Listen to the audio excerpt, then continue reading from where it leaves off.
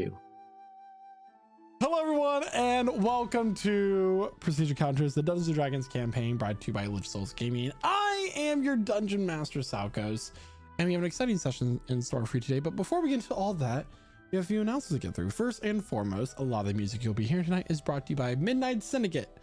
Midnight Syndicate is a music production group creating goth, horror, and fantasy RPG music that you can be using at your tables at home. For more information, you can use the link !midnight in our Twitch chat for a direct link to midnightsyndicate.com. Watch your music videos on YouTube, listen to music on Spotify, or even ask your Amazon Alexa device to play Midnight Syndicate right now. Thank you so much to Midnight Syndicate. Great music, great time. You'll see that we have a lot of these wonderful character bust portraits that are made. If you have a character that you would like to be made into a bust portrait or full body art, you can commission our community artist, who is Jeremiah, aka Aspen, aka Dion, aka Shada, aka Slimy Rice, in Discord. So go ahead and go commission him, and you can join our Discord by doing !Discord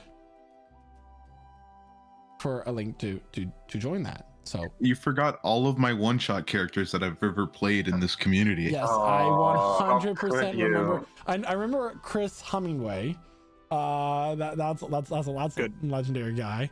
Yeah, my first character in the Prestige Encounters campaign as a guest character. The Aarakocra. I like to think that Slimy Rice is the name of your bard. So there's that. Yeah. Great work. And let me tell you, everybody, in case you did not know, we are going to be continuing into a campaign 3. Unlike from campaign 1 to campaign 2, campaign 3 takes place in the same world and universe as this campaign. So and the boss portraits so far look really freaking cool. And you know, for more information, just stick around, be part of our community, and you know, join some one shots to help determine the factors in the story in the future. So that's a really cool time. Really excited. What other announcements do we have? Do we have any other announcements I'm forgetting? No. No. Don't fire your dev team on the same year that you post record profits. That's what I'm gonna say. Well, I got some gaming news going out there. Yep. I'm trying to keep it topical. There goes that potential sponsor. a lot of gaming news and gaming stuff going on. But you know, if you like other games like, you know, RuneScape, Dead by Daylight, Sea of Thieves, that sort of thing, you can always join our Discord and play those games with us. If you like D&D and don't know what Dead by Daylight is, D&D chapter is coming out very soon. You can play as a bard survivor. That's an elf, the first non-human survivor, by the way. And Vecna is the new killer, so that's really cool. Oh man, because you know, representation really matters here. I'm really glad to see some intersectionality in DVD. Anyway. And if you don't think that D&D can bring horror to a game, you should remind everybody of Captain Rednose, the most terrifying NPC I've ever created in my life. So grab your drinks, grab your snacks as we welcome you to our table, and we are now beginning the next session for Stage Encounters. And here to tell us what happened last week in his very own words is none other than Galder, who is played by Dakota. Take it away. Within the secret lab beneath the Beholder's tent, we find a sealed jar containing a fragment of Baldanea. Nearby notes described how the Beholder acquired this spore, along with the petrified Firbolg, a rift to Aspen's homeland, mentioned as the land of stone and death. He took the spore to either sell to a warlord of some sort, or study and make an antidote. Also in this room, we find a large vault containing many magical and expensive items. When we reach our ship, Casimir takes all of the items and identifies them. Ritual casting, of course. The party begins noticing a scuttling noise aboard our ship. Some of us go to investigate. We discover a small insect creature, and every time we see it after, it's almost triple the size it was the last time we saw it. It removed the brain of one of our crewmates, our beloved Blaramy, and we begin to fight it. Eventually, it goes down, and we continue our journey to the land of the Astral Elves. Arriving in this beautiful realm, we're guided into port by 2 other elven ships. They begin to search our vessel while we settle down for the night at Illyriana's humble home. In the morning, we make our way to meet the Queen of the Court, Solaria. How beautiful she is. So just to remind everybody that you are currently in the city of Imerys, the Astral Elven Court, where you have just been brought into the Palace of Whitewashed Stone and silver decor with these vibrant greens, purples, blues, pinks,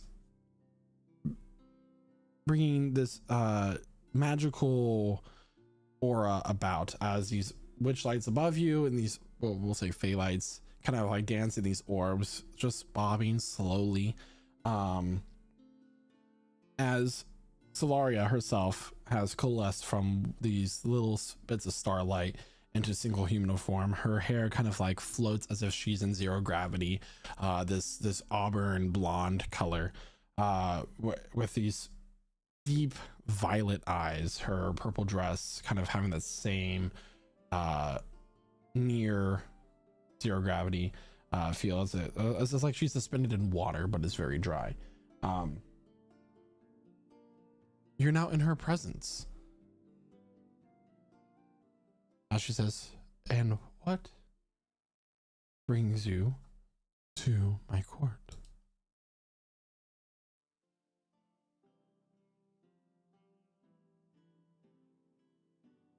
We seek passage to the Blessed Seed.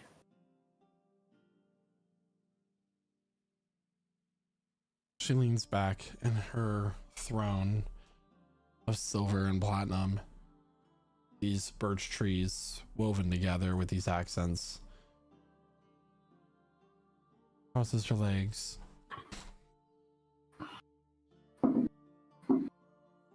I do not think that you would all survive this.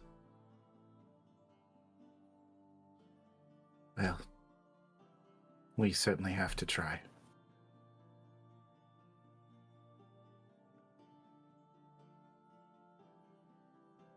And what do you plan with doing with a seed from the tree of Aeons? We think we need it to stop Baldania. And if we can stop her, then we can stop the Coven. It is to keep our world safe. And all other worlds that she is trying to infect.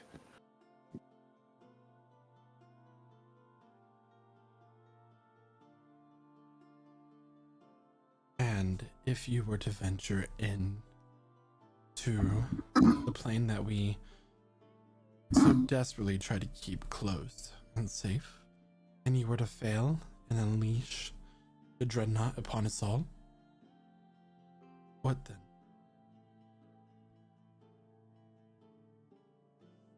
There's a simple answer for that. We will not fail. At this point, a robed astral elf with kind of this silver skin and these runes kind of tattooed across his face, these spiraling patterns that kind of give this soft purple glow, this lavender that contrasts well with his white skin, steps forward. Your Radiance, may I suggest that we give them a chance to at least prove themselves to accomplish such a feat before we give them a more greater access to such a secure location. Clearly, the Seekers and their deeds have been noteworthy and have reached across many planes, especially here in the Feywilds. They, after all, were with the Queen of the Court of Mist, and she spoke very highly of them as they witnessed the fall of the Summer God.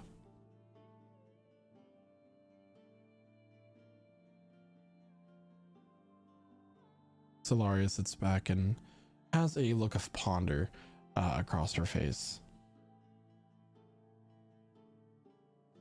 My court mage does bring a fair point. You do come here as well with the recommendation of my sister. Give me a day to think more about this. Surely you could afford a day. What's your radiance? Very well. I have spoken. Okay. Thank you. Good. A test it will be. She will get up and immediately leave the room as the court begins to mutter and whisper around about the conversation that just happened. Wow. I didn't realize we were like known everywhere now. It's a little We're like intimidating. super famous. Well, I mean, I think it's mostly Aspen and Zulkifli and Revelor at this point. We're just kind of the add-ons, but you know. The DLC character. Yeah. Well, we're the companions that came later on the quest, but like, you know, we lost a couple. One of them we didn't roll into the portal. Anyways, moving on. Well, we can only make so many waves before somebody starts to notice. Illyriana will mutter to all of you. That went better than I anticipated. She's normally in such a greater foul mood. Oh, wow. Well, if it wasn't for that port wizard, we might have been in more of a predicament. We're not very much talkers. Well, some of us are just not the ones who talk. Exactly. Be wary. What do you mean? If he hadn't suggested, I would have said the same. Be wary of Casapheon. He is often forked-tongued. That's Okay. He is Snake Man. Yeah. What do you mean? He may not be part snake, but he certainly should be with how cold and slimy he is. Do you think that there's potentially an ulterior motivation to his suggestion? Who's to say? At this The point, right on Covenant. cue, Casapheon will levitate over to all of you. How do you spell that? Kesefeon. Casapheon. Okay, thank you. Those Are you seekers, saying I've his heard wondrous things about all of you. Oh. We were just getting accustomed to our new notoriety. Brave and humble, as I can see. I am Casapheon, the Archmage and Court Wizard of the Astral Court. That's It's quite very the good to meet you. important position. I am looking forward to whatever feats you accomplish during your challenge that I hope that her radiance agrees to in the next few days. The next few days. Oh, hopefully it's not too long. Time is running out. Yes, but these sort of decisions must be weighed upon quite heavily. Hmm. You understand the Dreadnought, the Astral Dreadnought monster is it has attacked you before. Something you are all scared of. We are all wary of such the creature. It has, in the more recent years, broke through truly once, and thankfully our royal guard, the royal paladins, were able to fight it back, but at great loss. Yes, our friend Quasar was blinded in that attack, I believe. Yes. And he was sent on a mission to join all of you after a vision from a member of our court. We are sorry to hear about his passing. Yes, we only knew him for what felt like a short time, but he was a stalwart companion and really a friend, even though we barely knew each other truly. But I feel sorry that we weren't able to save him, to let him have this reunion with his people. It's a shame I never got to meet him personally. If there's anything that you require of me or want to just maybe stop by for a lovely cup of tea or a snack, my tower is located here in the city, of course, close by. But, what a fascinating city. Perhaps I'll take you up on that. And I say, our friend Galder here is, certainly an apprentice of the magic arts, able to wield some fascinating power, and I am also a wizard, so it would be interesting to have a little bit of conversation, talk shop. Now, would this tea and snacks be operating under the normal Fey rules, or? He'll just smile. It's such a wonderful opportunity to meet you all, but I must be going. I have some wards I must renew, and without another word, he will teleport.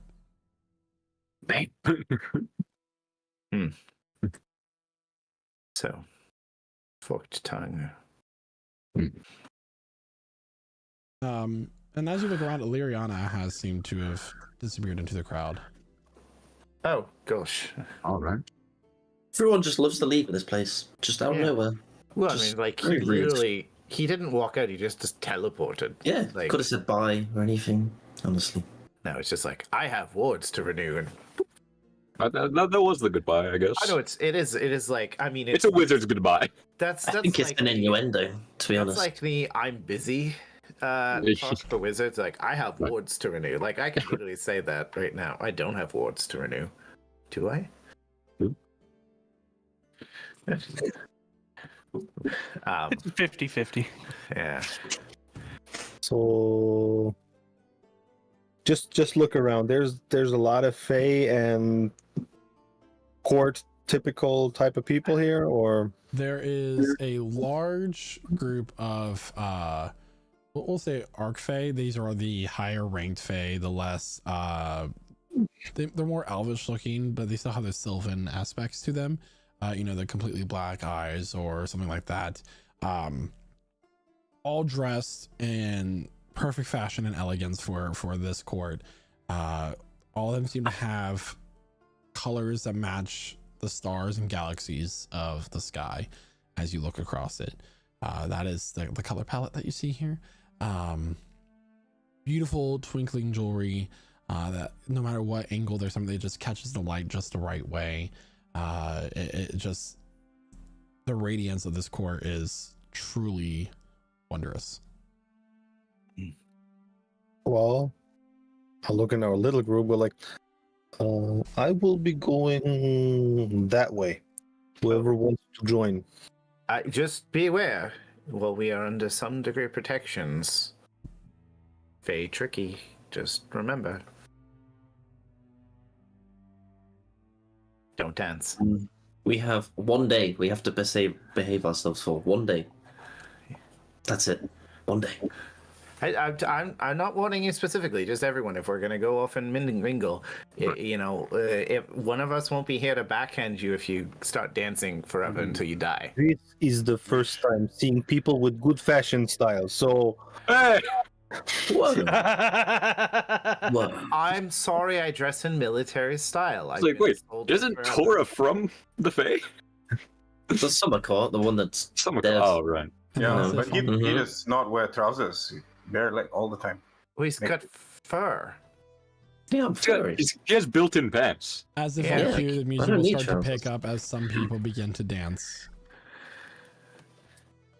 I will, yeah, look around, see if someone is kind of intrigued by our weirdness because we are a weird group compared to elves and fae. And if anybody catches my eye, that's the direction I'm going. Make a That's like perception that's check. like Make an half an insight check. invitation. Inside check. Inside, yes. Ooh, it's not even that bad. Let's see. Isn't It's this where she said we can get that really good armor while we're here? In the city, yes. Okay. I definitely want to do that. 19. As you look over, there seems to be a male and female, two fae kind of standing by a table with drinks in their hand, these like kind of champagne flutes with this fizzing blue liquid inside of them. That seems to be looking over in your direction, curious more than anything. and I will wander in that direction. Okay. And take the proper steps of like closing by, bowing, and introducing myself.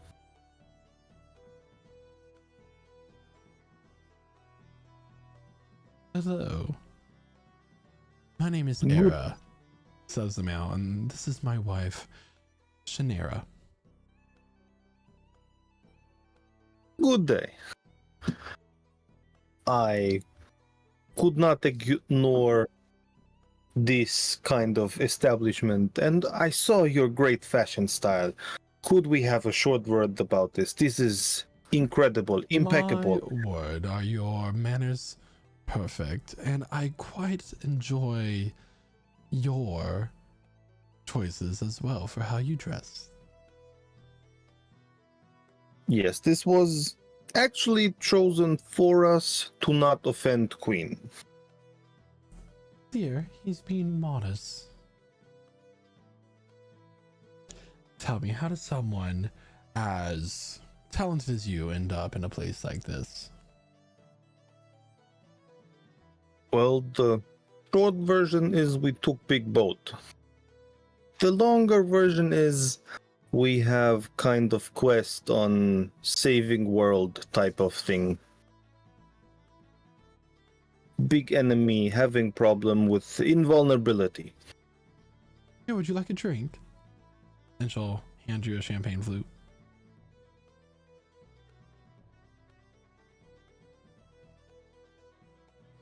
Yes, why not? Thank you. That's when I lose to a fate. You are most certainly welcome. You see, my husband and I noticed you from across the room, and we really like your vibe. Oh God. Oh no! Swingers. Spasiba, I appreciate it. And since you did, after all, think us, perhaps there is a way that you can repay the favor. I hope Budak's not getting in any trouble, but An interesting tunic you have there. Is that an upside down pineapple on the back? Meanwhile, we're gonna come back to the party as you're all kind of standing there. Pudak goes off on his own. I really want to get back in my own clothing. Right. I feel like, I don't know, uncomfortable. I look. I'm wearing trousers. It's white. Like That's- I look like a ghost. I feel like my armor class is only 11, Yeah, it's- and that's only because I still have my shield. Espen's kind of just holding like the bundle of Beldanea in front of him like a large baby. Oh right. somebody. Does anyone want to come with me to go get that little mini chest made?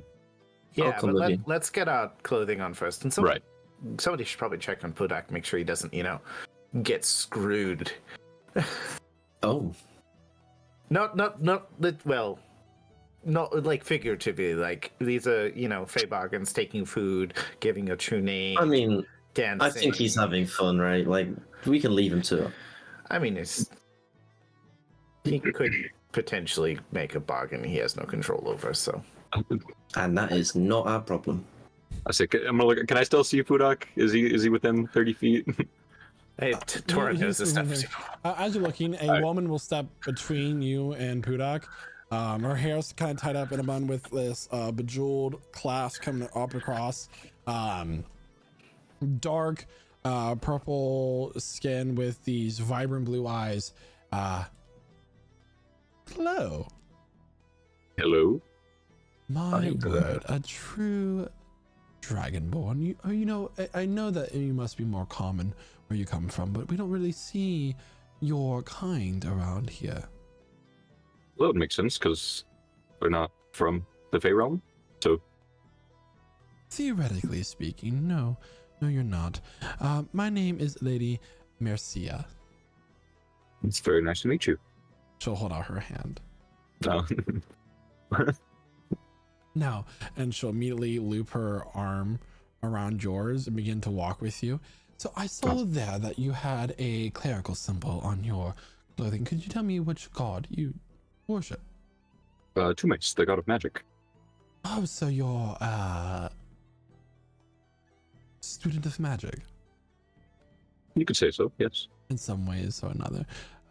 Yes, I was always quite interested in the theorems of transdimensional properties of spells, and she started to go on as she seems to be quite educated, almost like a doctorate of magic in terms of specifically pocket dimensional spells and those sort of things. Make an intelligence saving throw, please. Intelligence saving throw? Oh, Yeah. Picking us off one by one. Queen's Court is a dangerous place. Intellect Fortress. 13. It seems like there's steam coming out of your ears. This is a conversation because you're not a wizard. You don't study magic in that regard, but this is a very in-depth topic with someone who is out of that. Meanwhile, shoot a glance at Casimir while this is happening and just look him in the eyes in Casimir's head. Help me.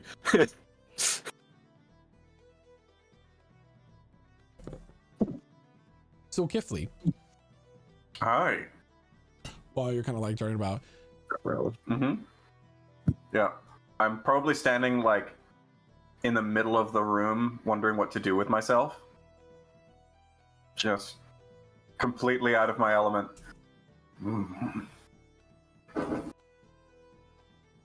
hello, Hi. I am Jahiros. It is a pleasure to make your acquaintance. Might it be by chance that you are a lycanthrope of some sort? I turn and narrow my eyes.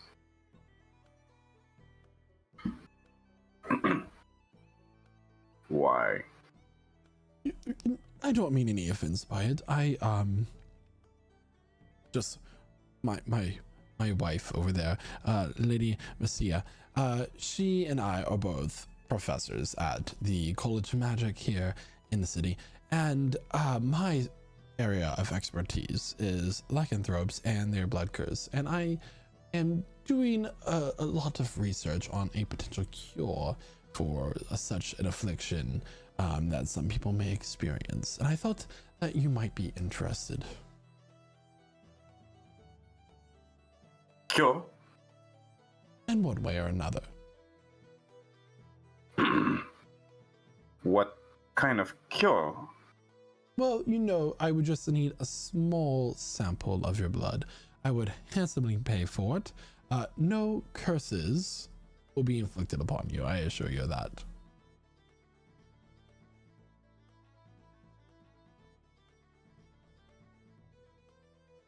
There's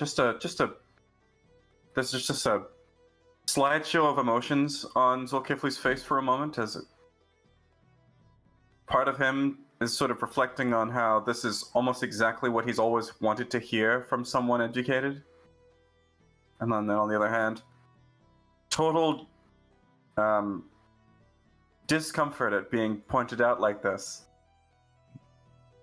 Now, I understand that where you may come from. There might be a little bit more of a stigma, but I promise you'll find no such thing here. And I just was so happened to point you out due to my keen sense for noticing those of my area of study. I'm hoping that with your contribution to my research, together we may find a solution for a better world of your kind. Can I, GM, can I kind of apply my senses to this person and really take them in? Do I sense anything off about them? Make Like an insight there's something check. more than meets the eye? Are they an Autobot? Revelor and Oh, sorry. Insight 20 check. Sorry. That would be a 19 if I take that roll. 16. a 19 if you took the roll. Is that with the low? Is that with the straight roll? That was the first D20 roll. But 19. Yeah. It's a little hard to read. He seems to be telling the truth about his, and when he mentions his interests of lycanthropes and his research, he seems to be telling the truth in regards to that. When he says that, I'm not going to use this for a blood curse or anything like that. He seems to be telling the truth. But while this conversation is happening, Galder's off with the doctorate of transdimensional study. Budak is getting hit on by a open relationship. Zulkifli is talking to Jahiros about his study of lycanthropes. Revelor, Torah, Casimir, and Mordecai. You all are approached by two other of the court. Hello.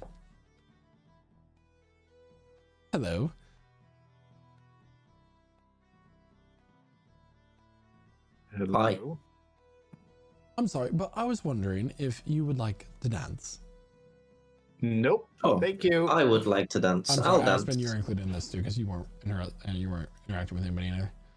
You would love to dance. Yes, you're being very rude, Casimir. I'm sorry. The last time I danced in the Fae, I almost died. I do mean to be. I apologize, but Wonderful. Yeah, I noticed that you seem to be a little bit on edge. Perhaps this would help. And he'll offer you a champagne flute with that fizzy blue liquid inside. Seems to be a carbonated alcoholic beverage. That's okay. I just honestly, this clothing is a little. It's a little extra for me, With all due respect, I would prefer not to dance currently. Oh, well, that's fine. No, it's okay. And no offense intended. I mean, I'm a soldier by trade, and this is not At this really point, my. the girl with him. What's that? Oh my god! You're a soldier. Do you have a girlfriend? Do you like your girlfriend? Well, I don't know if she knows I like her yet, and she's very tall. She's not really my girlfriend, but So you're saying sorry.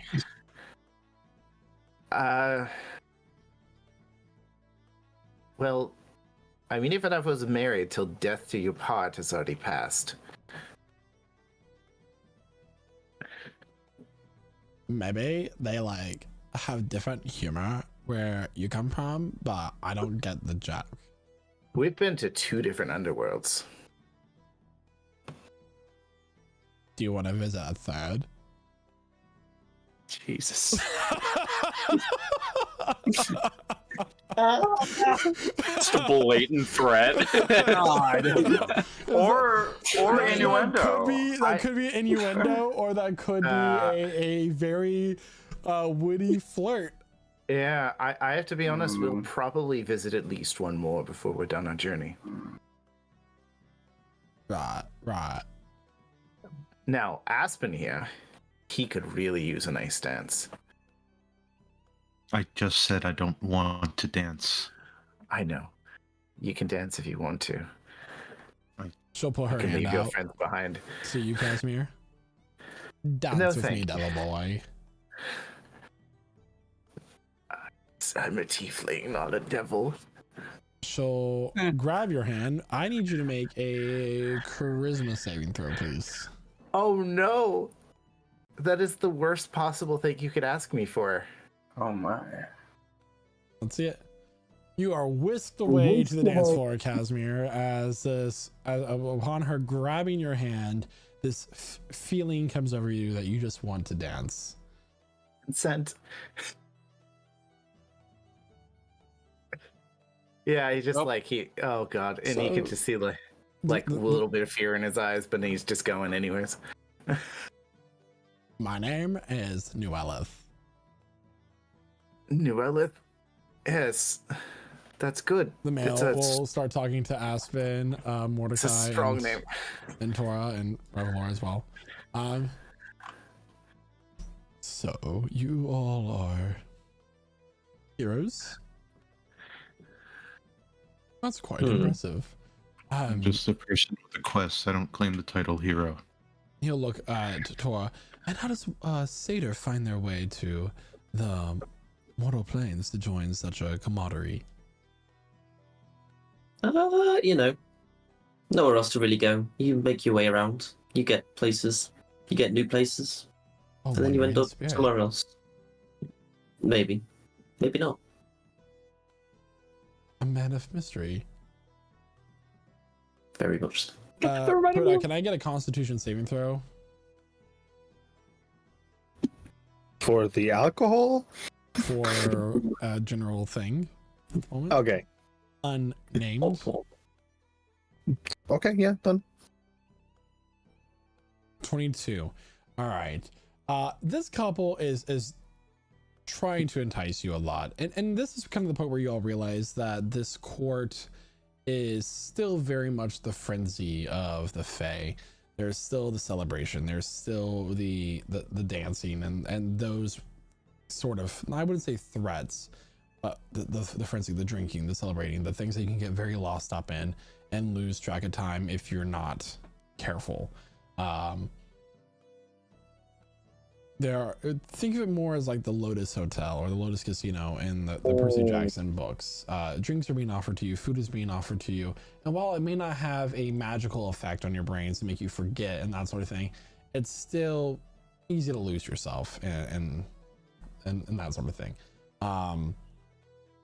But you kind of like shake your head, and this couple, which, you know, they're both touching each side of your arm, they're both like whispering things in their ear and leaning in as you're sitting down. And for a moment you were quite enjoying this, but now you're just like, wait a second, we got stuff to do. It is like 11 a.m. in the day and we're already having a party. This doesn't seem right. Back to Zulkifli. Oh, So all I would need is you to stop by my office, located at the tower, and just allow me to withdraw a simple vial of your blood. and you think this can help you find a cure? I think it would definitely assist in the research. Okay. Can. But what is your payment? You said you pay well. What do you pay? I do. Is there anything in particular that you may require at this moment in time?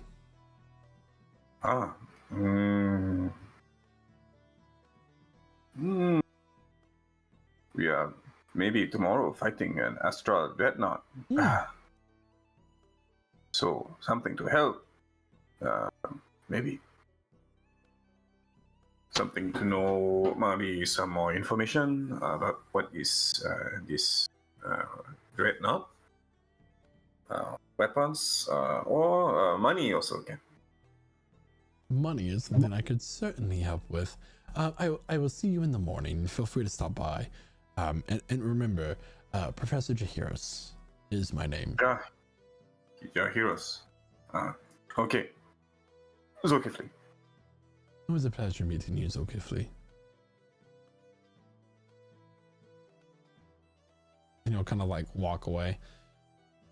So, Galder, and this is the equation that I derived when it came to looking at the time relativity of interdimensional travel and the time differential when you are in a different plane of existence. As you can see here, if we were to take the derivative of this position over time, you could also find, and she just keeps going on and on.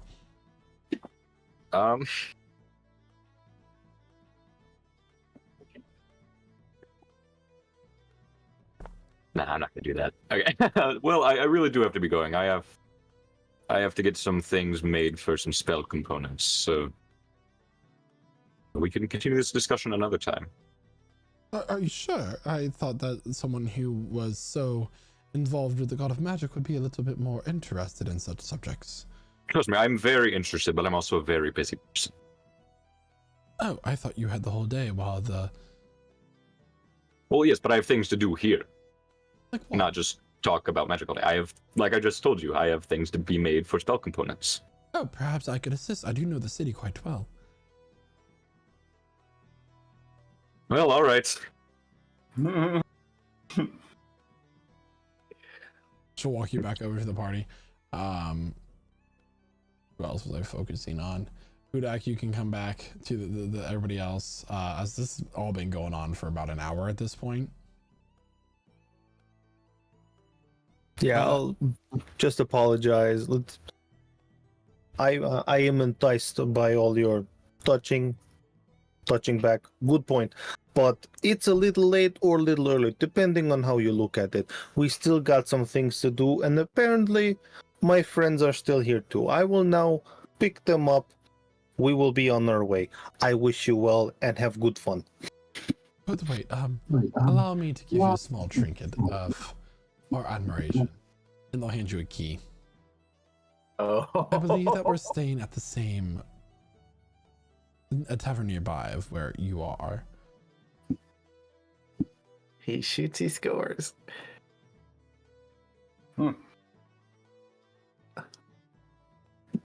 If we can keep this in a timely manner so I'm not late tomorrow for the queen, I will take key. Wonderful.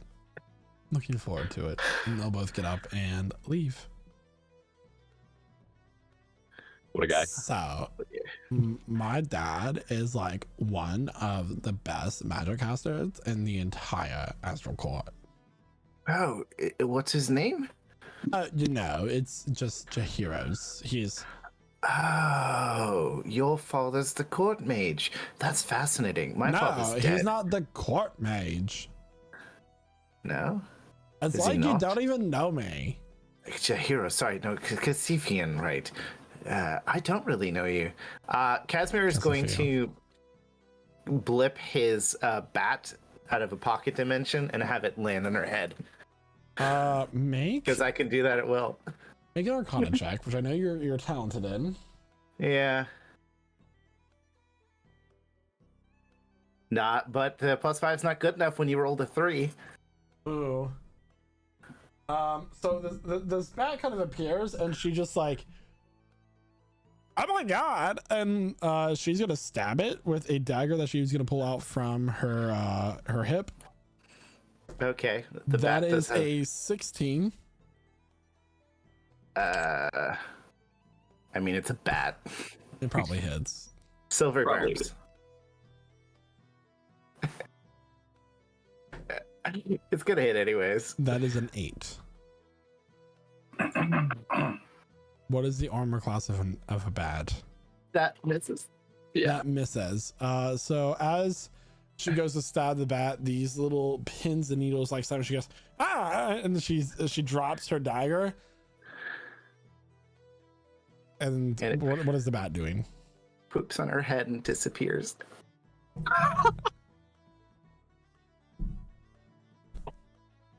Oh my god. Oh, is that a thing that happens here? That's like supposed to be my debut party. You like leave me with it. Don't go away. Go away. Okay. I Casimir is walking away already. some other Arcfey girl's trying to walk up. You don't even need him. He was like totally old. And you know, girl, you're way better than him. As you walk away, it still stings a little bit. Literally the only thing I've done with that familiar, and I'm happy with it. I mean, shit on a rent. Shit on a rich girl.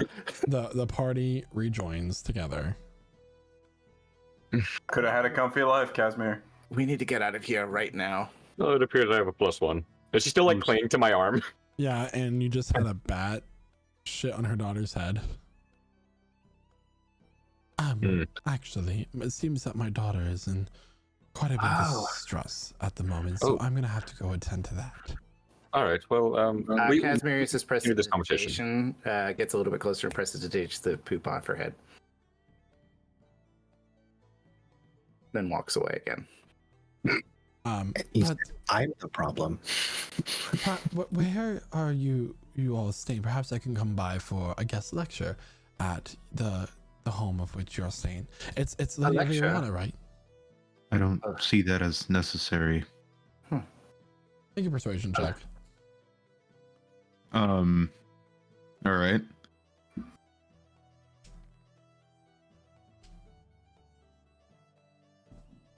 So 15. 15.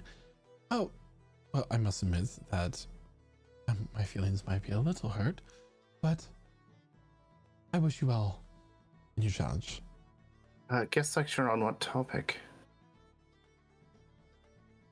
Oh, are you by any means curious about dimensional travel or interplanar travel at all? It's a fascinating topic. And I say we actually recently acquired an amulet that enables planar travel. And I say I had a little bit of time to study it, but I'm not personally in possession of it. But certainly interesting to see how the magical weaves impact our ability to connect from one place to another. Of course. Very interesting. May I see such a thing? Oh, the satyr has it. Is he your squire? Or... No, he's a companion. But the fascinating thing about the magical abilities of such tokens is they don't require any particular study to influence. And I say, she'll look at it. Well, this is quite an interesting item, but I hope you do not end up in a plane of acid or find yourselves in a pit of magma. Yes, if you just... or in like a terrible underworld of some type. Oh, that would be the worst. Yeah. Yeah, it'd be a very great shame. It was nice meeting you. We'll be on our way now. Thank you. Bye-bye. And with that, the party leaves the party. Yeah, Casimir gives a little... I got my amulet back, by the way. I grabbed that back as well.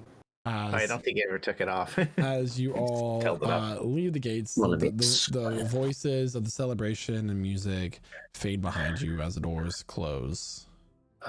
Awfully rude. Who dances and drinks in the morning? Faye. I mean, I Apparently these understand people- the drinking because Revelor, but No denying that. I did enjoy my company. I'll go over later, holding up the key. oh god, just promise that you won't give up any of your bodily fluids or anything like that because they can use that against you.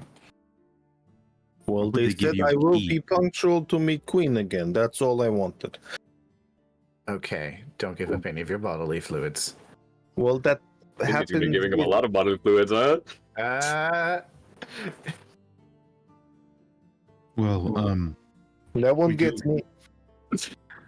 we do have some shops or things similar to attend to, no? Yeah. Right. I was looking forward to finding a blacksmith Oh, Right. or something similar. I suppose we could all go there. I mean, it'd be nice if we could go more than a day without shopping, but that's life. I mean, it's Uh, been... Well, everywhere we go, apparently, seems to have better gear for us. So We do have money to burn. We should not burn these. By the way, how much gold did we get from that chest? By the way, is there a number that I should have in mind? We dug it out of the Beholder's Alchemy Lab. I know that was in the tens of thousands. I don't think we've got a precise number. Yes. If you don't have one, that's let me- okay. no, I'm willing to accept that we just have a lot. I'm gonna Okay. roll for it because you're I gonna think need there this was a number in a number. second.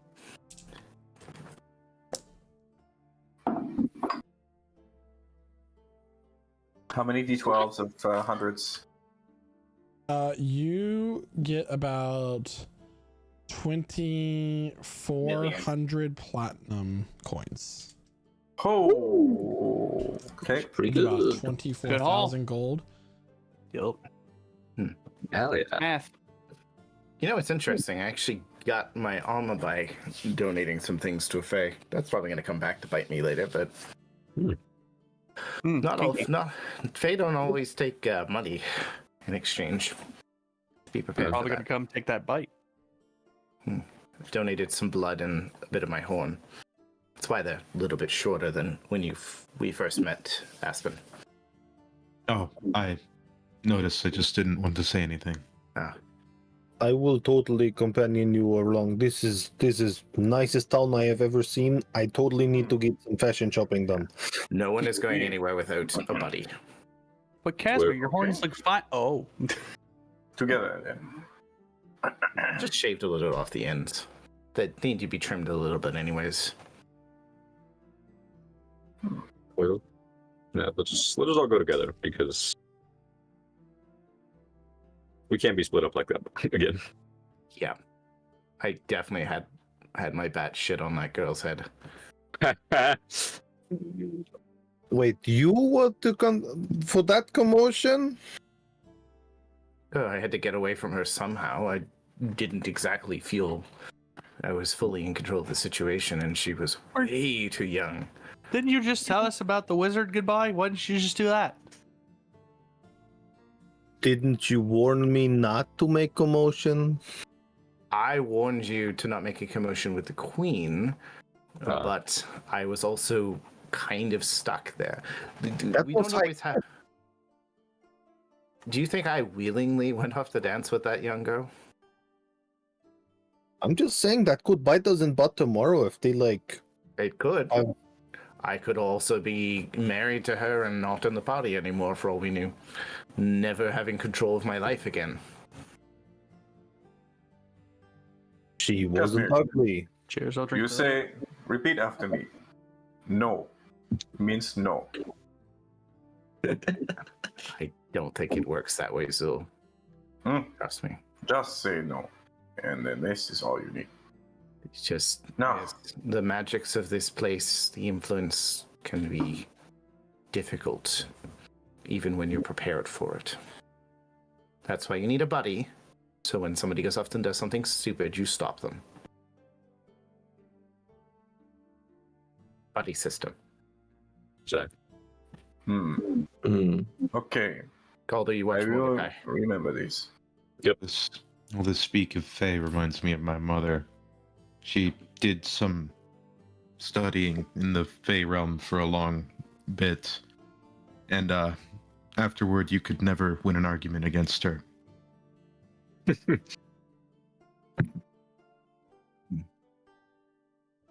I mean, my mother was kind of the same way, but she never studied with the Fae. I think that's just a mother thing. No, my mother would do it with magic. My mother would do it with a backhand, so I mean.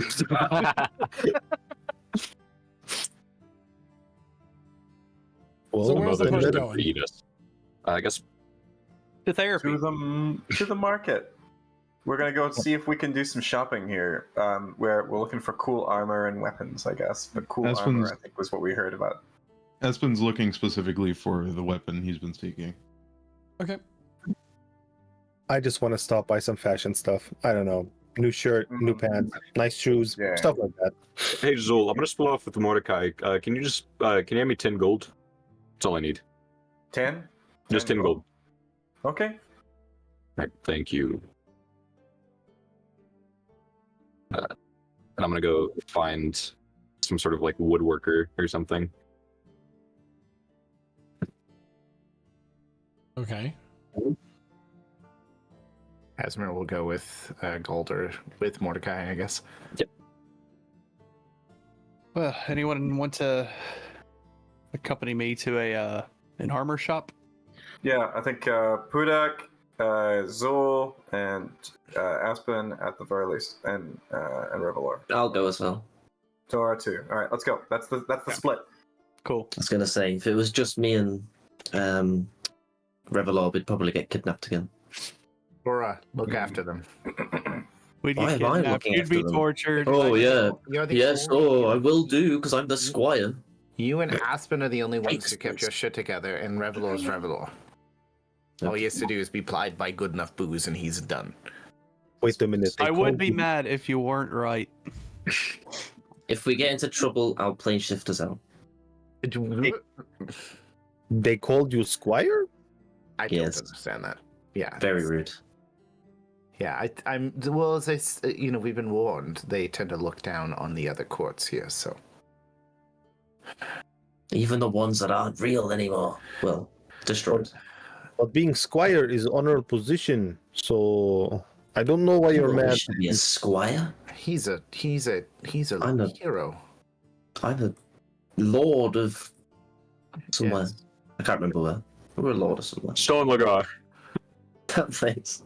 Yeah, it's hard to remember all the places that you're lords of sometimes.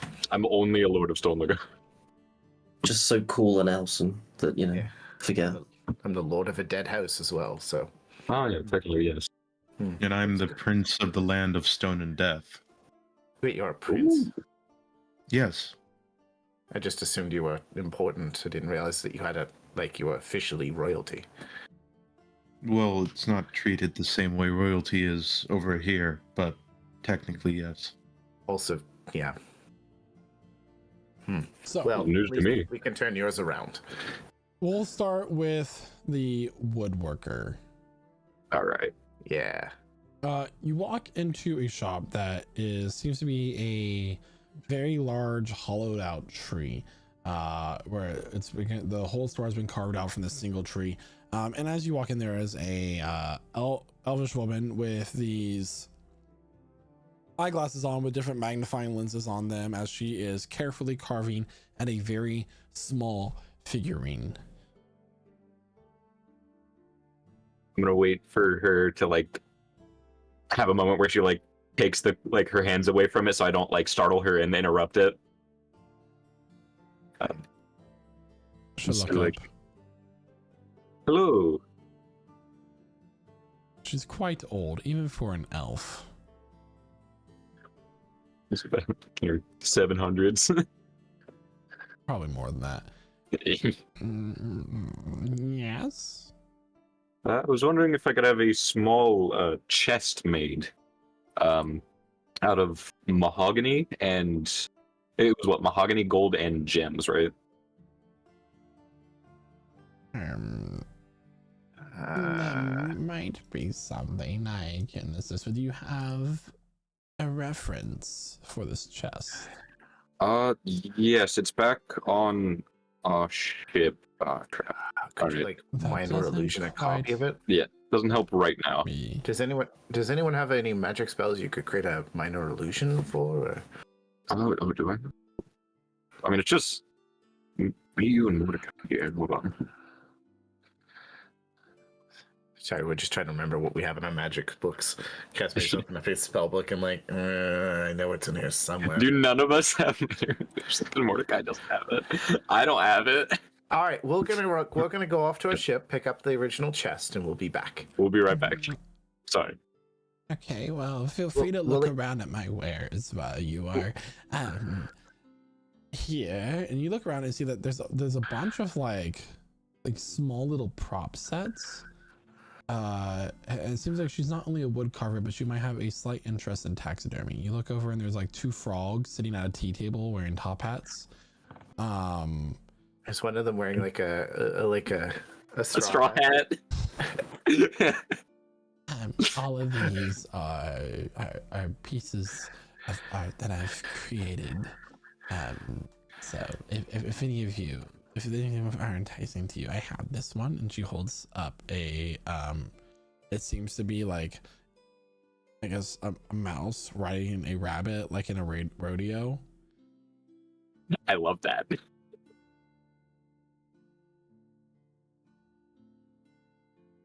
They're buy one get 5 free. Oh. We'll be back with that chest and maybe more gold, alright? Yeah, we'll leave our friend here as collateral. Buddy system. Right. Yes, we're going together. Okay. Meanwhile, while you guys head back to the ship, Aspen, you said you're going to a smith. Yeah, of some sort. He's Yeah. not too well versed in weapons. We're going there first, I guess. So as you walk into the smithy, he appears to be working with these goggles on. And the most interesting thing about this is that the anvil looks as though it's see-through. It seems to be made of glass or a material that closely resembles glass. You notice that the ceiling of this shop is open, and allows the moonlight to kind of shine down and the starlight to shine down on the anvil as he strikes the material that he's working with this rune carved hammer. There's just this constant, like, it's a chime sound every time he strikes it. Like oddly pleasant ring. Yeah, like you're hitting a tuning fork of some sort. Aspen will approach the smithy and just wave his hand. 1 second. He'll put it in the water. Hello. Hello. I'm looking for a specific weapon I was told I could find here in the city. Oh, is that so? Yes, a moon sickle. I've seen one before in my life, one that my uncle used to use, and I knew it helped quite a bit with his druidic power. I see. Very peculiar item to be made. It has quite a bit of magical intricacies to it. Was there a particular price budget that you were looking at? I'm not sure how much that would cost you, or cost me. Not really familiar with this type of trade. Well, there's the one that's more simple to make, and then it goes from that to a more complex build to the very complex build. Made of silver, so the metal can be pricey, and it only can be used by those that are practitioners of the magics of primal magic and nature. Yes. Like myself, yes. So, what are the price ranges on those three options? Well, if you have some of the materials on hand, it gets cheaper, but luckily for you, there is a full moon tonight and tomorrow that will allow me to forge this item in such a timely manner. You wouldn't just so happen to have any laughter of a child in a bottle, would you? Not today, no. Or the sap of a tree planted in moonlight?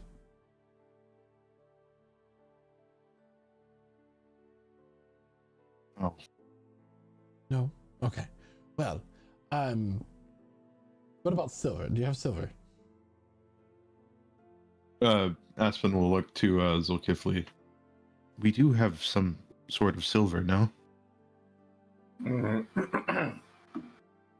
Dig around my stuff. Silver. Silver coins.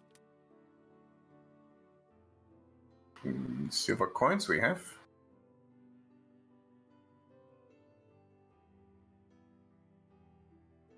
I assume we could use coins in place of that silver, no? I could melt down some coins. How much would you need? I pull out a silver chest that was in my bag of holding. It's a silver chest.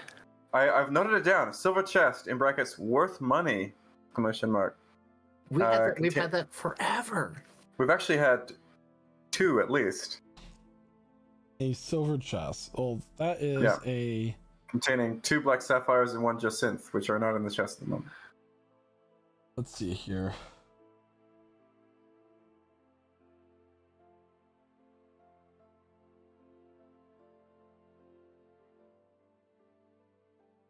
It's in the I know it's in the art objects. I Mhm. just have to find which one it is.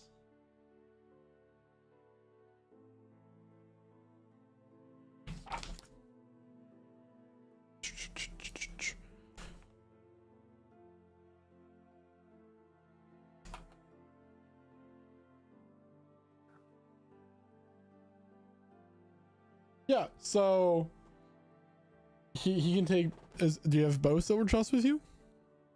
I do. All right. I could use these. And of course I can source some of the other materials as well. The price for the most basic of the sickles with the silver that you've provided would be 300 gold. If you want Right. something a little bit more complex, you're looking at 12,000 for the most complex. 12,000 for the most complex one. Yes, so basically you would get the +3 moon sickle, which is a very rare magic item. That whenever you cast a spell that restores hit points, you can roll a d4 and add the number to the rolled amount of hit points as well. So it's also a +3 spellcasting focus. Yes. Aspen looks to Zolkifli. Would that set us back? We have this, yeah. But expensive, but we can. Is this important for you? I believe it would help.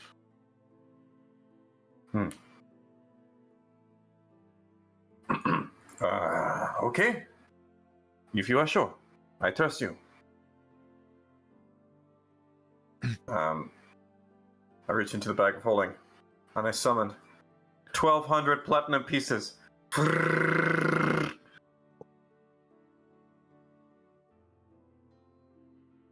Well, I will have this item prepared for you in the morning. Thankfully, the moon is with us tonight. Otherwise, you'd have to wait more than a month. Right. Is there anything else Thank that you very much. require from me? I do have a request for customization. Oh, Would you be able to engrave this phase of the moon into the hilt? And Aspen will hold up his left palm and show the crescent moon, the phase of the moon that Astra was born under. Oh, by all means, I'll be happy to do so. That is all I ask. Wonderful.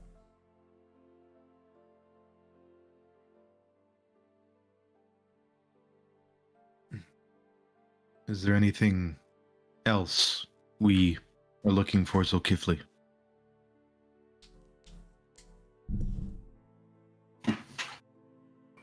I'll look around there. No, I don't think so. I'm sure it's an amazing display of stuff.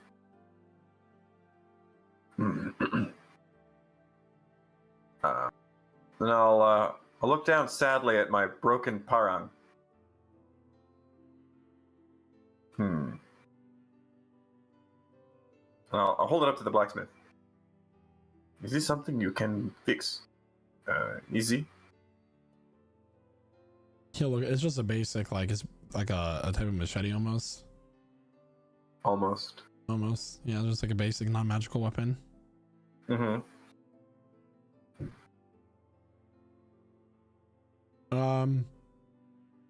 I could fix it for maybe 5 gold. It's a simple repair. Ooh, 5 gold. Okay. Yeah. Is there anything that you want done special to it?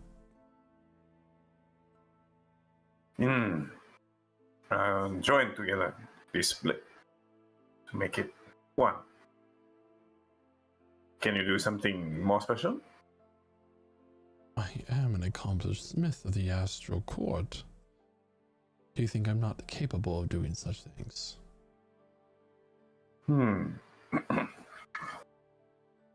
Make it so it can cut harder. Is there anything in particular you would like it to cut? More precisely.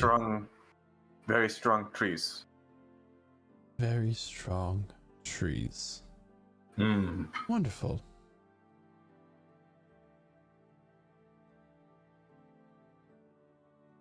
I will do so. That will come from an extra cost. An extra 1,000 gold. I'll cover it. I was the one that broke it. Oh, so you're the guilty party.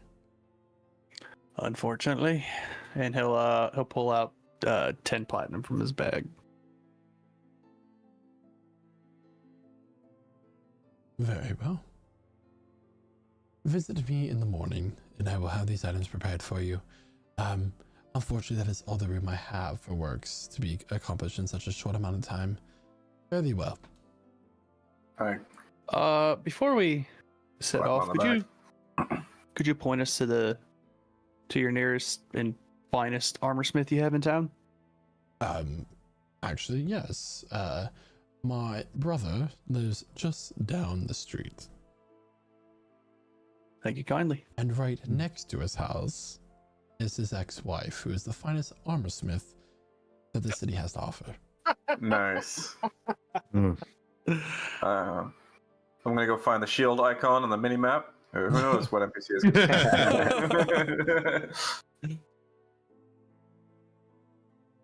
They're actually like connected, so you get real confused. You go in his house, like, wait, Yeah. it said the shield was here. What the fuck? So he'll It's describe the store actually to you. the shop, but you got to find the shopkeeper because they're like stuck in a dungeon. All right. No, don't so give him ideas. Is everybody with them except for Casimir, Mordecai, and Galder? Correct. Okay. So you guys begin to walk down the street towards the smithy. All right. So as you do that, Revelor, as you're walking down, you're gonna feel something grab at your wrist and kind of pull you to stop. God damn it! I swear, if it's another little kid again, don't make me hit a kid. All right. Don't make you hit a kid. It's actually, in fact, an old lady. No one can make you hit a kid. Old ladies aren't safe either. Not in this campaign. Nope. She has appendages that patches of her skin that's made of bark. Part of her face is like a branch that's kind of covered up with like twigs coming out, almost like a horn of some sort. Some sort of lesser fae. Any spare food for a poor old woman? I'm sorry. All I have is these old rations that I, for some reason, still carry around in my bag. Anything helps. Please.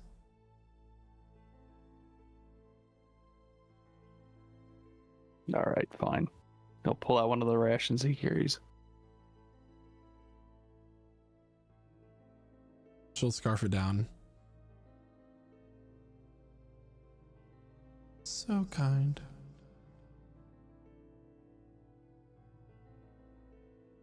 Hello, Revelor. Looking up at you is a face. Eyes are pitch black with kind of this face of green and these teeth that look like the opening of a Venus flytrap. You've met this woman once or twice in person before. You recognize her to be Auntie Bobbinish. And you look around and everybody else seems to be frozen in mid-stride. People selling their wares are mid-yell as they're holding up their wares. Revelor's going for his gun. Make a strength saving throw. Oh You're man. supposed to seduce her. Actually, Are wait, we it's frozen as actually- well? Yeah, you sorry. guys are frozen at the moment. Just at the moment. Actually, it's not a strength. It needs to be Constitution, please. Hey, I'll take that. That's my best one. Cool. Does he get my aura even when I'm? This is Even if he's frozen. y'all be quiet for a second. You do save as this horrible pain racks your body for just a moment. But you manage to fight off and you pull your gun and you point at her face. As you do so, you reach for your gun, you point it, and as you look back up to where she is for just a moment, she's no longer there. And you hear behind you, please, you should know better.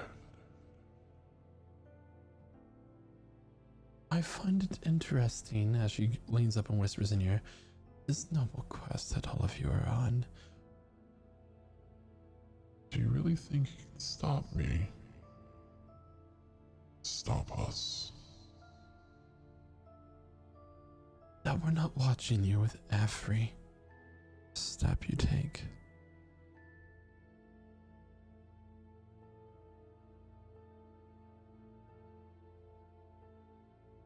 Tell me, Revelor.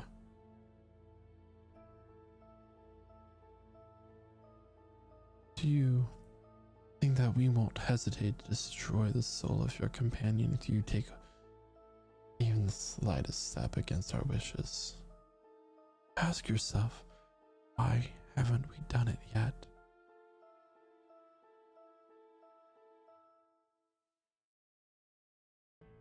Don't worry. I'm not actually here. Why don't you humor me then and tell me why haven't you done it yet?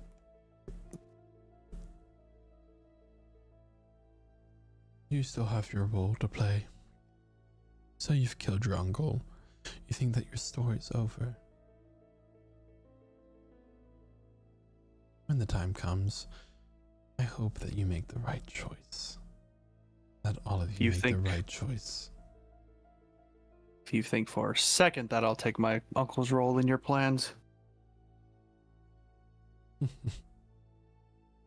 Travel to the realm of your companion, and all you do is leave an opening for me to escape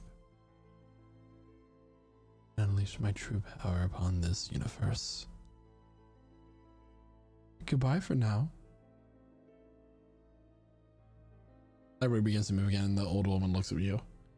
Is something all right, sir? Revelor's just kind of frozen for a second. He shakes off. He's like, "Sorry," and he just like holsters his gun and starts walking away.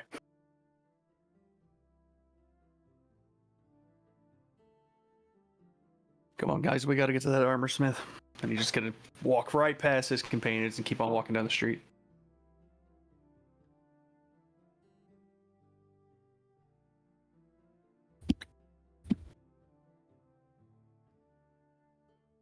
But I'm enjoying the small walking. It's come on, we're only once here. Such a very grumpy. As you walk by, Budak. Oh, hello, good sir. I can see that you're someone who enjoys a little bit of pizzazz and flash in his clothing outfits.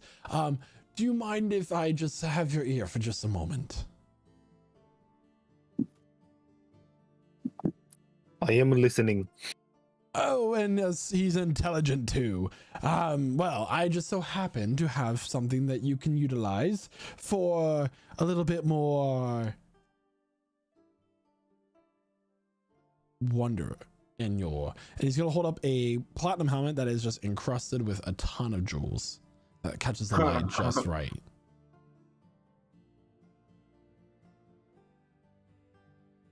Before he even goes further on what it could do or what I'll just call it. Give Lee, come back. This man has something to offer that I cannot resist.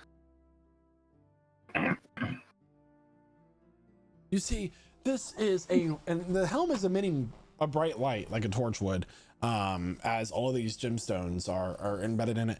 I will say that it is perfect for a person like you, but though quite pricey, as you can guess by all these gemstones. You see, I am a trader and practitioner of, you can say an enthusiast of rare and magical items, and I just so happened to come across this item that would be perfect for just for you. This item is known as the Helm of Brilliance. And by utilizing some of the magic properties embedded in some of these stones, you do get a bit of advantage in your fight. So this is quite a bit. So just take this all in so that even the chat knows what this item is. This Helm of dazzling Brilliance. helm is set with diamonds, rubies, fire opals, and opals. Any gem pried from the helm crumbles to dust. When all the gems are removed or destroyed, the helm loses its magic. But you gain the following benefits while wearing it.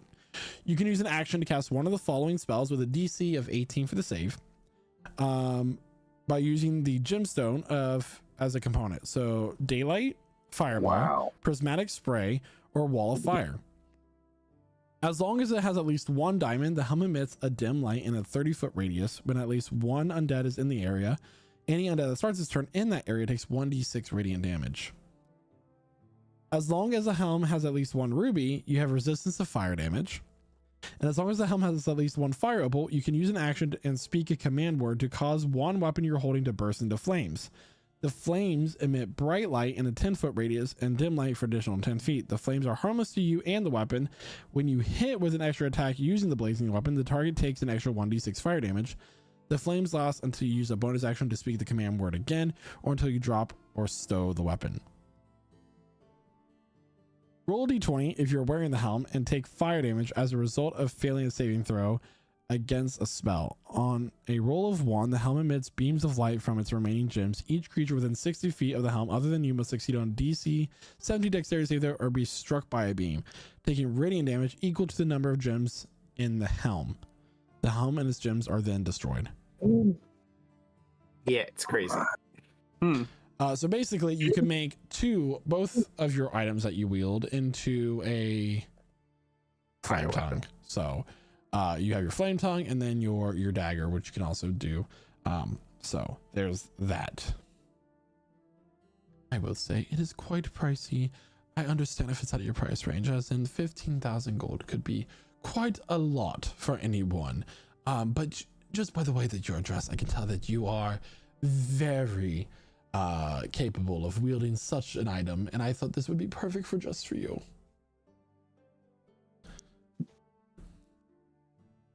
Did Zulkifli come back?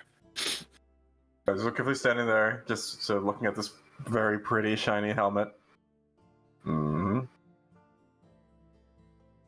Could I don't know, borrow that kind of money? We never Borrow- talked about how we're gonna fix cost issues, so I'll go with borrow. I do have other magical hats and helmets if this is out of your price range. He's gonna pull up a fedora.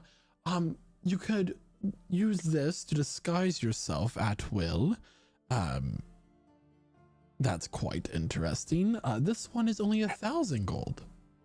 That is Guy, super. Wow. I'm getting any bitches. That one's very cool, Pudak. You should definitely go for that one and not the really cool helmet of death and destruction. I also have this one. This one kind of looks like a samurai helmet. You could use this to teleport different places, up to a number of times of day.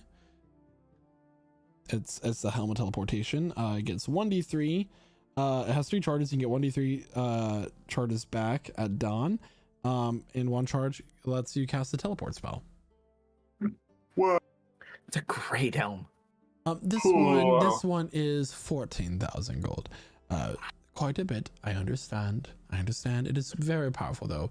But this one, this one allows you to cast detect thoughts at will, and you can also cast the suggestion spell on a creature that you are detecting the thoughts of as the helmet telepathy. I'll And just like he's gonna look go- between. And then I have this one as well. But wait, there's more. I know. You are enthralled by my wares. He starts going off in a crazy language, a language that none of you have ever heard before in your life. Would you like to know what I just said? It was quite interesting about your mother. This helm would allow you to comprehend any language. So yes, I said any language that is spoken, whether it is, but basically it's as if you have comprehend languages on you at all times. Very nice. It is a very nice helm indeed, my satyr friend. Very And nice. you could use all of these, I'm sure, and let me tell you, wares are limited. While stocks last, could say. Are you a businessman? Ooh. I dabble. Do you have armor for bodies? Sorry, I only have the hats of my humble haberdashery. Ah, headshot. I do have some rather wonderful ties, if you are interested in other accessories, but hats are indeed my specialty. The humble hat haberdashery, as one could say. Hmm. And my name is Hausen. Hausen of your haberdashery. Hausen's humble hat haberdashery. I was probably put that. We can buy this helmet. Can we check first for the armor before we come back and we see if we can buy this helmet? First, I want to know how much is more armor first. So, because we don't have forever amount of gold, only some. Yeah. I do agree. I Okay. look at the salesman, go like, could you put this wonderful dazzling helmet to the side and let me come back in, I say, an hour, half an hour, depending on my comrades buying other armor. And if we then still have funds, I will probably get new helmet. Alas, I cannot, but I appreciate your enthusiasm. I cannot put it on hold. These items are in high demand, and hopefully it is still here when you return. Well, if that is not possible, then that is not possible. That's how sales stuff works. So I'll Indeed. maybe see you later, maybe not. Hopefully you shall. No, nie cuka play давай. Actually, I think the armorsmith can wait here for a second. Reveler's gonna step back up and be speaking to the hatsmith now. Or you see, me and my friends here, we're all travelers, and what my friends here don't know about me is one of the best things in my travels is I love exploring, or I love viewing exotic armors such as the helms you have yourself. And he's gonna gesture toward the helm of brilliance. May I?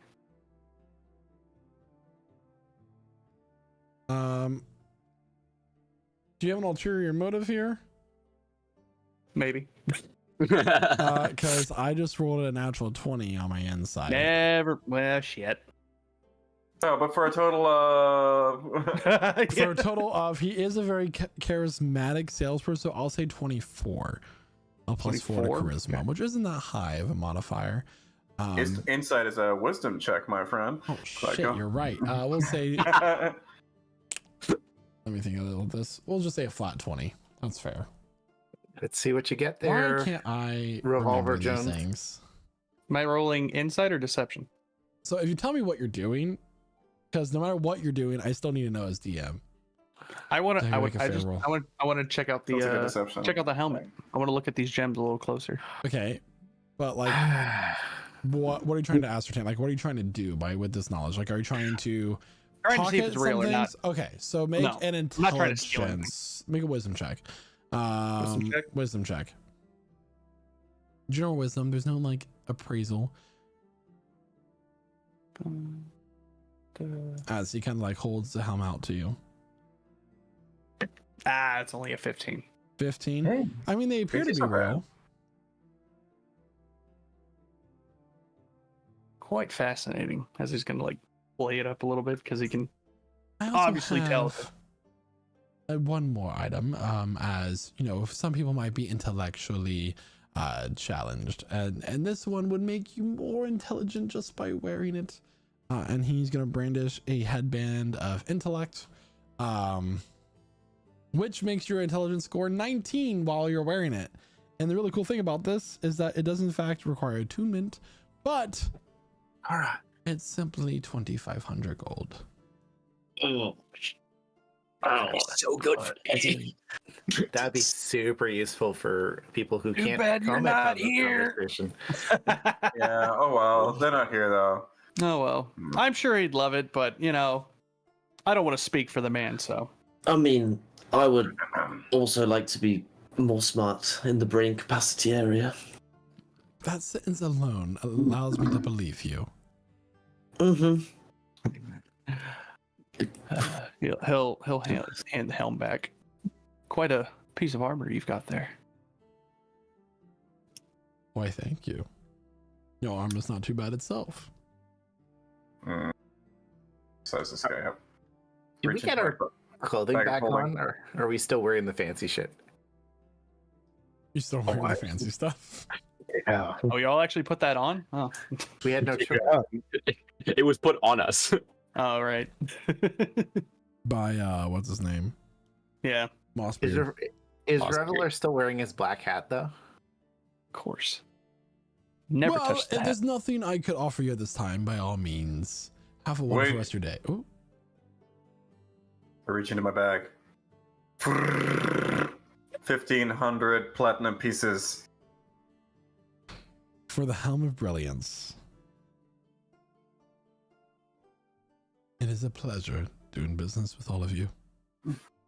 It would be 150. I'll make a. Oh, What? It'd be 1,500. 1,500 Go platinum do some pieces. So math. 10 gold. I will. 10. Maybe you need the band of intellectual or the helmet of intellectual. Stupid. So Zol's just gonna make a quiet hand noise at all the money he's spent, but then he's gonna just look at this really cool helmet and present it to Pudak. Here, this is for because you help us in our fight. You follow us already, so we must give you something to help you become strong. So I'll give you the helmet. Take it in your hands. Try it. I try on. Yeah. So let me go Ridiculous. Let me go ahead and roll so you know how many of each thing it has. Because the number of gemstones are in fact a rolled number. So be prepared to write this down there. Pudak. Which might impact its value. It has 6 diamonds. It has 11 rubies. Ooh. Bless you. It has 21 fire opals. Done. And 18 opals. I hope you got all that because I did not write them down. I got it. 6, 11, 21, 18. Yep, got it. Sounds right.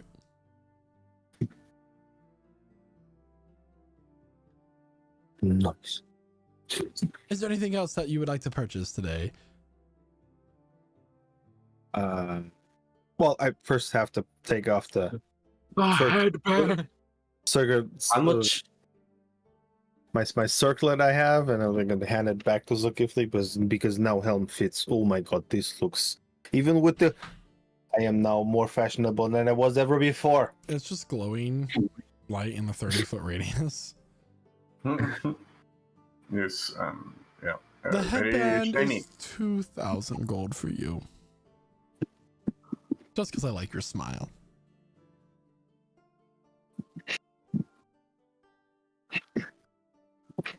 He said that to you, Tora.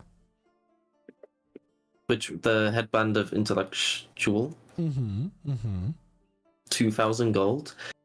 Do we have that to spare, Mr. Moneyman Zulkifli over there? Pretty please. With a cherry on top. 2,000? And a little kiss. Lamont. Okay, yeah. Pull out 200 platinum pieces. Oh, the genius.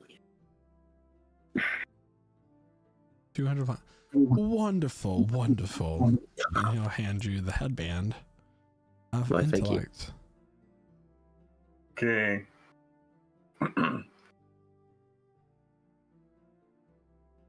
So this is for who? This headband.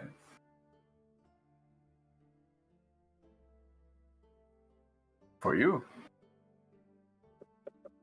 Look, Okay. I'm just saying, if I fail my smarts test on us when we transfer on planes, you'll be sorry that I didn't have it.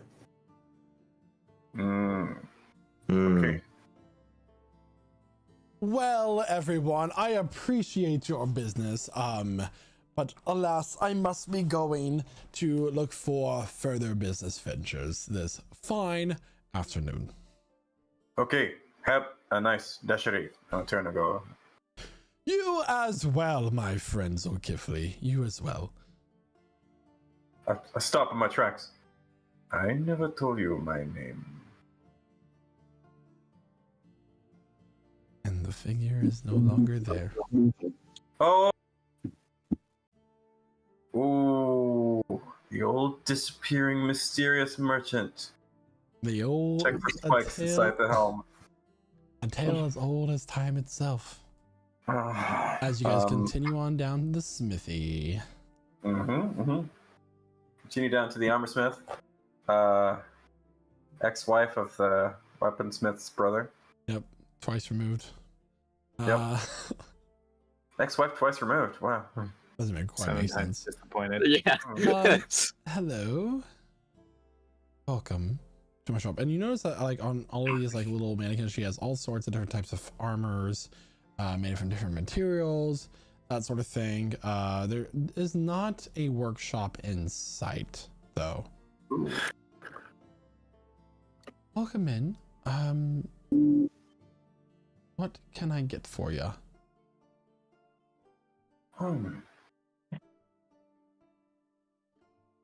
You're interested in your armor. Some of us have looking for something very light, something flexible. Yeah, so something we can move inside. Is there a particular thing that you're looking for in regards to that? Because I do have quite a bit of different types of armors, but if you had more specific things that you could tell me you're looking for.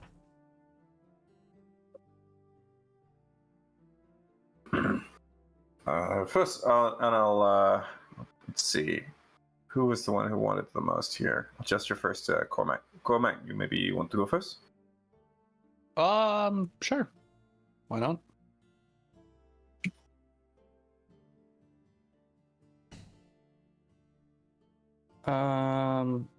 What's that armor type we had talked about with Lyriana? The one that specialty made here.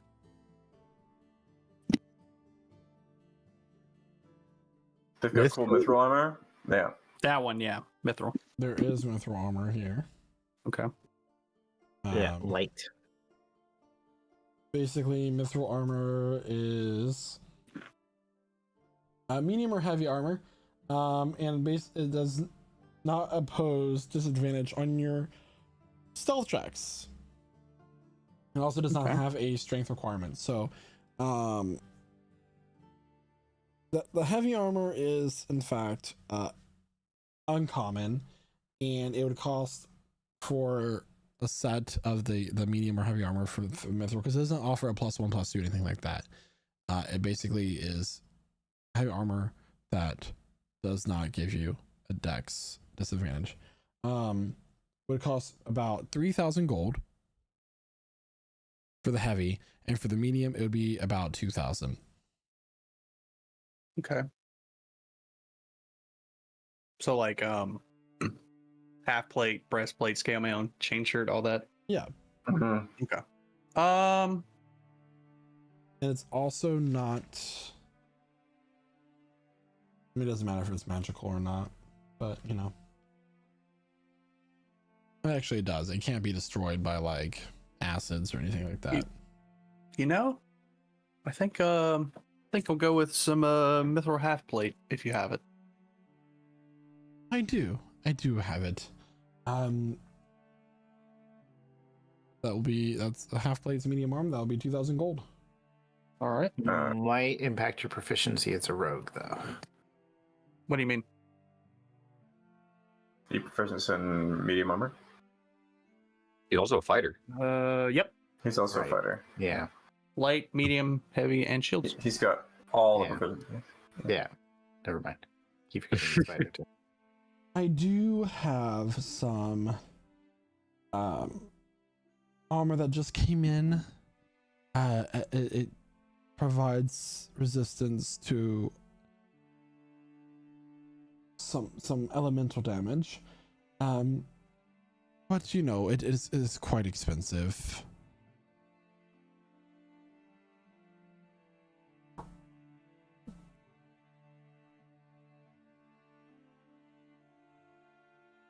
She'll hold up armor that seems to be made from black scales of some sort. This gives you resistance to acid damage and you know that sort of thing. It was made by the scales of a black dragon, young, easy to harvest, but quite durable.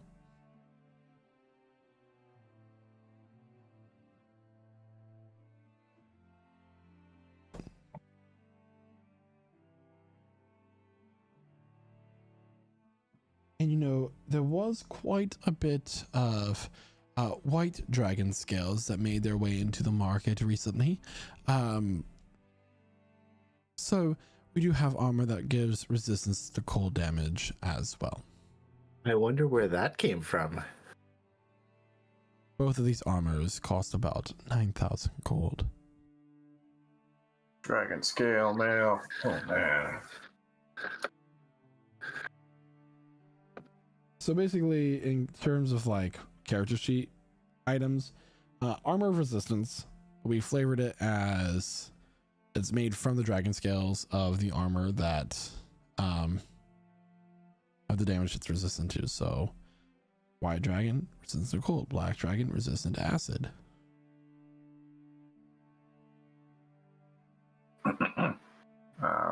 Okay. Zul's fairly impassive about this one, just looking at it. Checking to see his companion's reaction, to see if either of them are interested.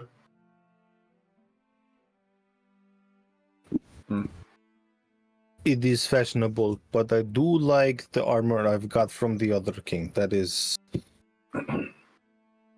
I feel well fitted in more heavy type of style. I would say that and- you all are quite capable looking heroes, and I heard that the Seekers were in town. You wouldn't just so happen to be them, would you? We do. Well, if you are up to the challenge, there is a particular mineral located close by that is guarded by, we'll say, a variety of dangers. If you were to acquire this mineral for me, I would be able to make you a very, very powerful set of armor at a decent price that would challenge my skills as a master smith. I mean, we could do this if you gave us maybe just a little bit more information on the dangers we might be facing on this. Well, that's Quest. kind of the thing. I don't quite know. Just that whatever creature has made its way there. It's also a very hostile landscape, all sorts of noxious gases and acid pits and unstable land and things that exist there. But this armor could temporarily, according to my calculations, for a short amount of time, make you invulnerable to anything non-magical. And it would come at a very good price due to the harsh environments we'd have to travel through. Right, at the low price of 10,000 gold if you were to acquire the material for me.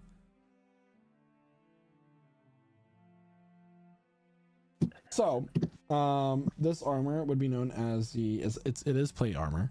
It would be known as the Armor of Invulnerability, which is technically a legendary magic weapon or magic item. You have resistance to non-magical damage while you wear this armor. Additionally, you can use an action to make yourself immune to non-magical damage for 10 minutes. Once a day. Damn.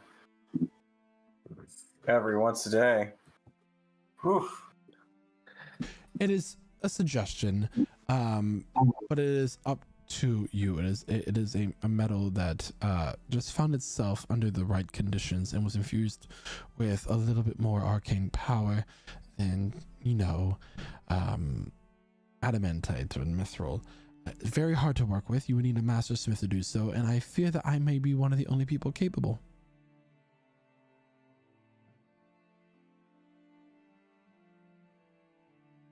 This is interesting.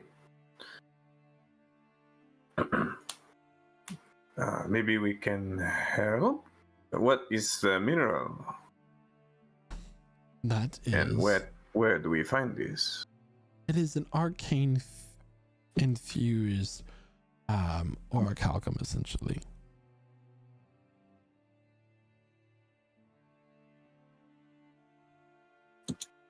And it's a short ship ride, about a day's journey from here. I could offer you the charts to access it, but I will say that it is very dangerous. Many people have died trying to get there, and since everybody has died that's gotten there, we don't have very many reports as to what the danger is. So you would be going in blind. Well, we have all died before. Some. Yeah, please don't say all. Oh, it'll happen. Niet. Okay, if you can show me your charts, maybe we can see. Wonderful. And she will go below a desk and open up a safe, pull out a very, very old star chart, and unroll it on the table. This chart cost me quite a bit of money.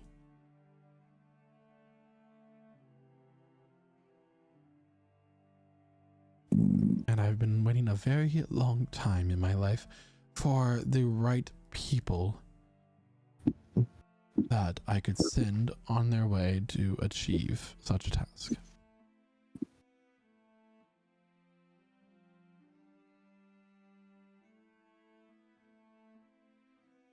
Well, I think you got the right people, so are you no bargaining on top of with the chart, or what's point? The deal is you get an item of legendary proportions for a cheap price. Correct. Because you still pay for my skill. So you achieve this, you pay only 10,000 gold versus what would be 50, 100,000 gold. And you get to keep the item that I make as well. Duh. We agreed on that. I'm just asking why you bring up price now for chart. I get point. It's dangerous. That's the whole thing you ask us. She's not going to charge you. Are you asking if she's going to charge for the chart? She's not going to. She paid a lot of money for this just to have the access to the location of this legendary material. So Kifli, Are you good with map reading? Like, is it? Mm-hmm.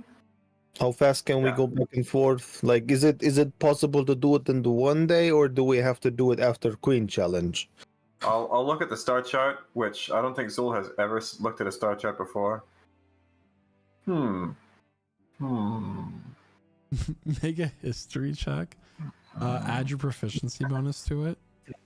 Okay. We're Because both you, checking you the do map. We don't know how have to read. sailing experience. I do. Okay, so that's a 24. 24. You can guess that this could be a day's journey, total. Not given any, without any complications to get, like, while you're there. Okay, I'll realize this is one day, maybe. Close. And what kind of territory, what kind of terrain does it look like? It's just If a you would floating describe island that that. it points to. It doesn't say anything else. Floating island. Can do. Good enough. All right, floating island. Does it have like a skull shape to it? The overall star chart is very intricate. Like you shift it, you turn it one way, and the text and the ink changes in almost a holographic sense to give you a more three-dimensional feeling to it. It has all sorts of messages of danger listed across it, saying, you know, dead man's land, that sort of thing. It's very much more of a warning. Don't go to this location. Oh, okay. I'll turn to the blacksmith and I'll ask, have you sent anyone on this quest before to get this mineral? No, but the previous owner did, and none of them returned. Do you know how many they sent? I just know that it was quite a bit. Interesting.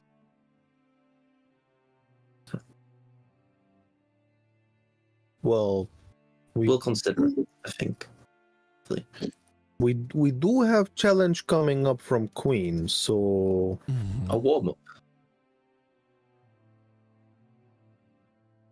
Well, of course, if you don't think that you can do it, I understand. I could wait another 100 years. My shop is open throughout day and night, so by all Wait. means. Maybe 2 or 3 days. Very well. I just believe that this is a very nice challenge for me, and you could all benefit from such a piece given the circumstances of your journey. Meanwhile, back at the woodworker shop, you guys arrive back with the chest for reference. Oh, all right. Oh, Cadma, you really didn't help with that at all. I'm sorry. I think I pulled a muscle in one of my arms. It's a little sore. Okay. Mordecai wasn't helping either. I As can Mordecai. make this replica of a chest that you require. I would say for 100 gold pieces. All right. The materials are not quite common out here in the wild space system. The gold isn't common, or the rich mahogany. The materials for the chest in general. Hmm. All right. Well, Cadma, you have any gold on you? Mordecai, how much gold do you have on you? Oh, we're gonna get a bunch of gold. What the fuck? Mordecai's fully paying for it. Mordecai will get it back from the party funds after. Yeah. So carefully take 100 out of the party funds after. I owe you, Mordecai.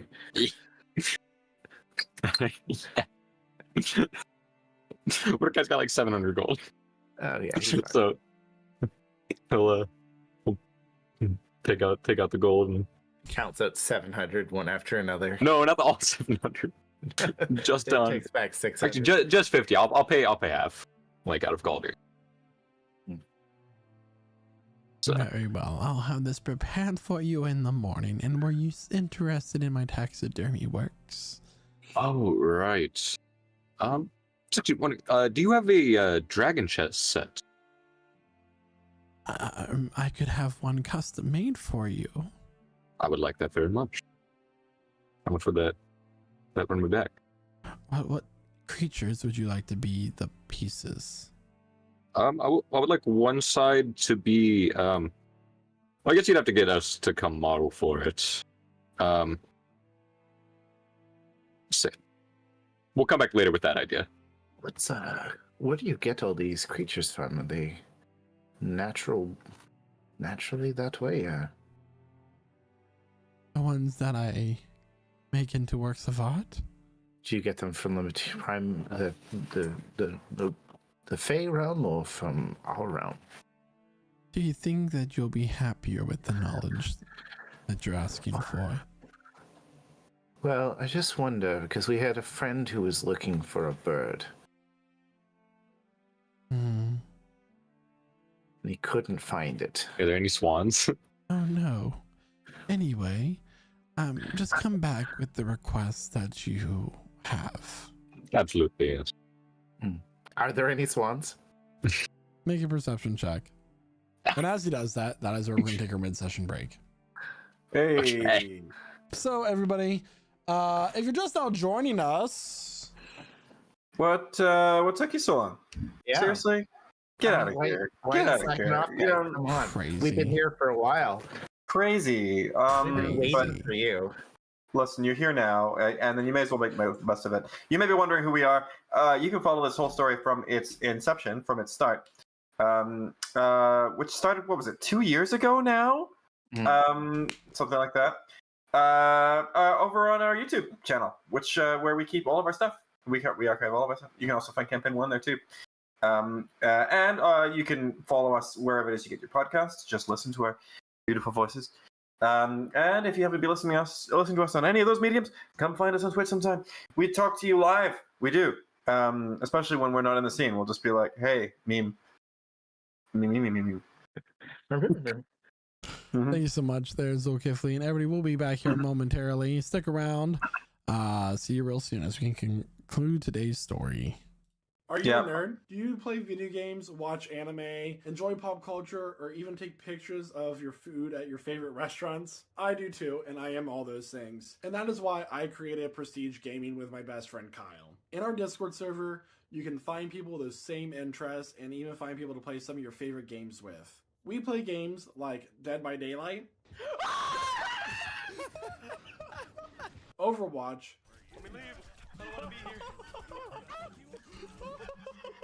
Sea of Thieves, Here, I can try to shoot the other ghost ship. What Oh is my going? God. What is going on? Does anybody else see this ship doing a backflip? Fortnite, and more. I have made so many lifelong friends in the Prestige Gaming server, and I have met several of them in real life and taken trips with some of them, such as our trip to Seattle in 2023. And you can join the server too. Just go to pgc.gg/discord to join the server. I'll see you there, nerd. Hey, do you like D&D? Are you struggling to stay awake? Let's not be with that. You can use this code to get a discount on Found Familiar coffee.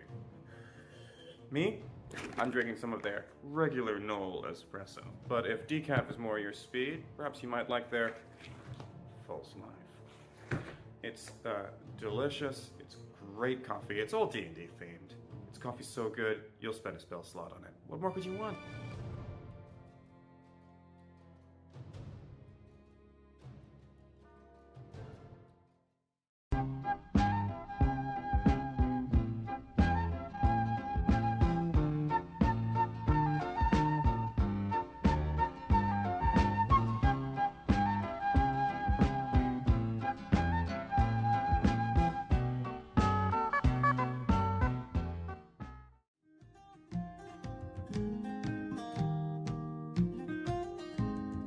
There will come a soldier who carries a mighty sword.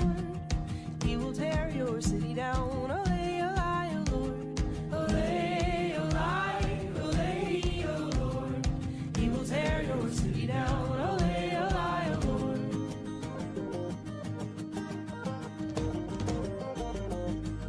There will come a poet whose weapon is his word.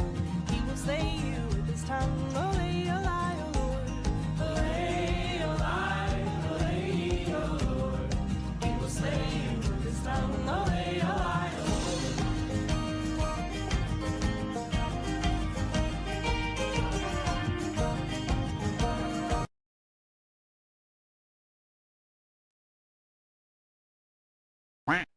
Has this ever happened to you?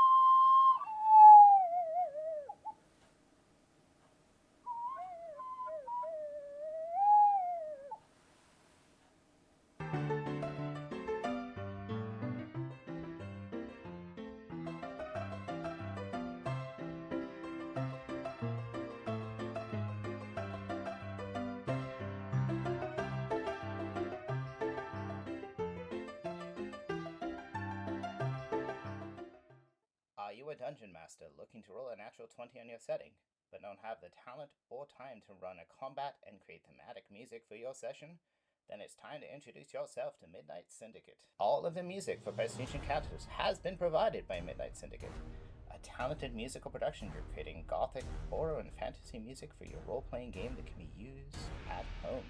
You can find them at www.midnightsyndicate.com, listen to them on Spotify, the YouTube, Alexa, or on the Apple Music. Hi, this is Quentin, and I play Cormac McDwyer in Campaign 2 of Prestige Encounters. Hey tabletop nerds, are you looking for a way to spice up your adventure and add a new level of immersion? Well, have I got the app for you, Arkenforge! Arkenforge Tabletop is the software you need to bring your game to the next level. Their Master's Toolkit software is your one-stop shop for all your TTRPG needs. Its features include the Map Builder, with a full lighting engine and full support for video maps. Immersive audio to bring an extra level of immersion to your game through music, ambient sounds, and sound effects, as well as campaign management and touchscreen table support.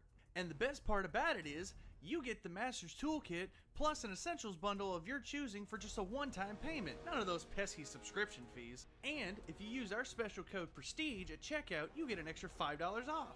So head on over to arkenforge.com to level up your tabletop games today. And again, don't forget to use our special code PRESTIGE at checkout. Arkenforge. Craft your own world.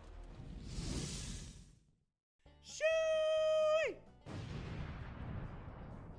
Well, howdy, y'all. Prestige Pete Peterson here to tell y'all about the Prestige Encounters merch store. Now, look here. Y'all want quality items in your life to help promote your favorite D&D stream? Well, we got them here. At the Prestige Gaming Community Online Merch Store. We got t-shirts. We got hoodies. We got mouse pads. We even got stickers. And so much more. So what are you waiting for? So come on over to our Redbubble store at merch.pgc.gg and pick you up some Prestige merch today. Just tell them old Pete sent you. Unless this is the IRS asking, then this conversation never happened and I'm legally dead.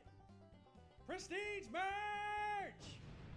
Hello everyone, I hope you're enjoying the adventure so far, and I would like to encourage you to take this time now to go ahead and follow our TikTok account at the link here. And here is a couple of highlights of the videos that we have on there so far. I've exhausted my patience. But I do hope you understand that even now, what's about to happen, this is me beating reasonable. Flex for the save. There you go.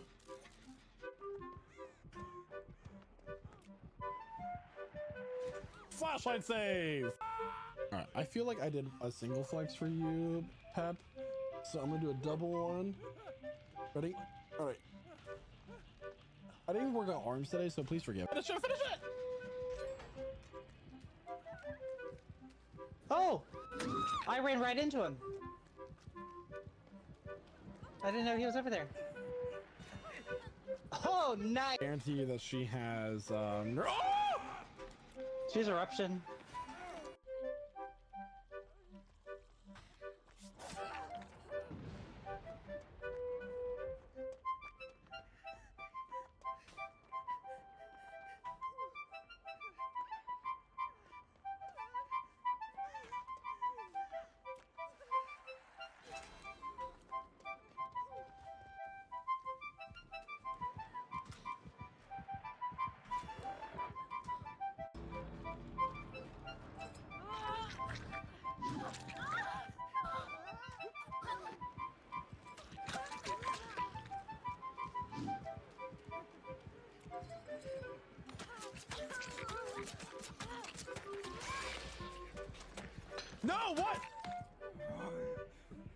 Yeah, with his you have to.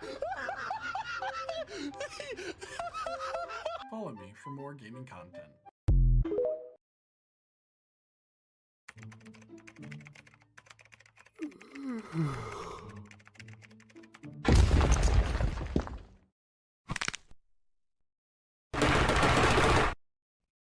Did you just yawn? Yes. Tell me, son, what have you been drinking to keep yourself hydrated and energized? Generic coffee brand? Fool! You should be drinking Rogue Energy. What's Rogue Energy? I'm glad you asked. Rogue Energy is an energy drink made by gamers for gamers. It is made to be the ultimate gaming energy drink. With 0 fillers, 0 added sugars, plenty of essential vitamins, and oh so low calories, you can be supremely energized and or hydrated without the monstrous macros of the competitors. Not to mention the wide array of delicious flavors that Rogue Energy and Hydration come in. That includes both the powder formula and canned energy drinks. And get this, Lich Souls Gaming knows that our viewers are hardworking and hard gaming individuals that need that energy throughout the day. So you can use code PRESTIGE at checkout for 10% off your order of Rogue Energy. And how do you feel, young gamer? I feel great. Rogue Energy has been a complete game changer, and my order also came with a convenient shaker. You've really shown me some useful info, Mr. Rogue, sir. Now that is indeed what I love to hear.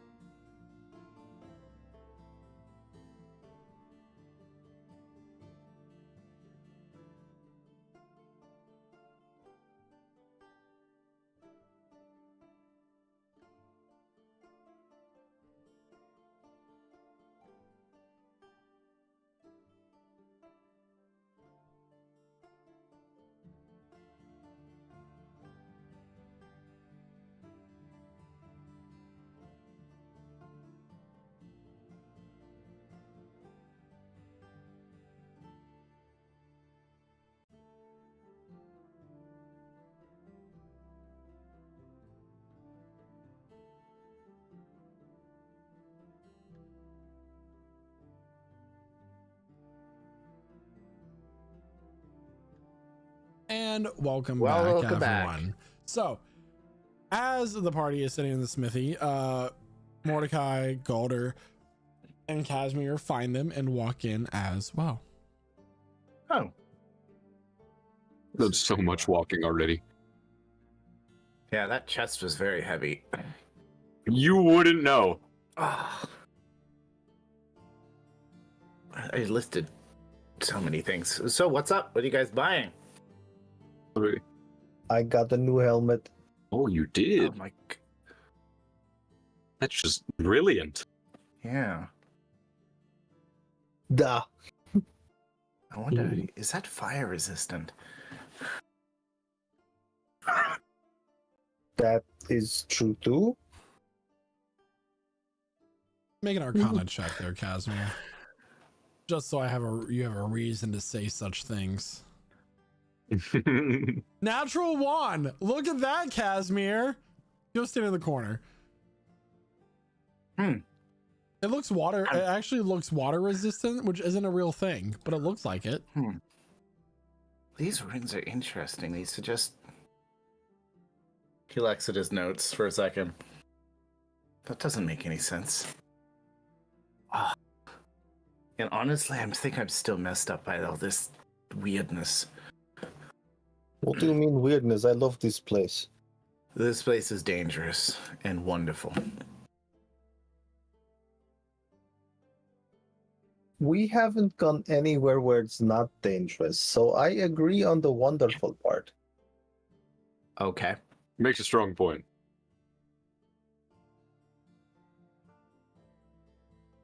I mean, I'm more just like- saying, since I was born, I've only known violence and war and all kinds of stuff. Meeting you made it even worse.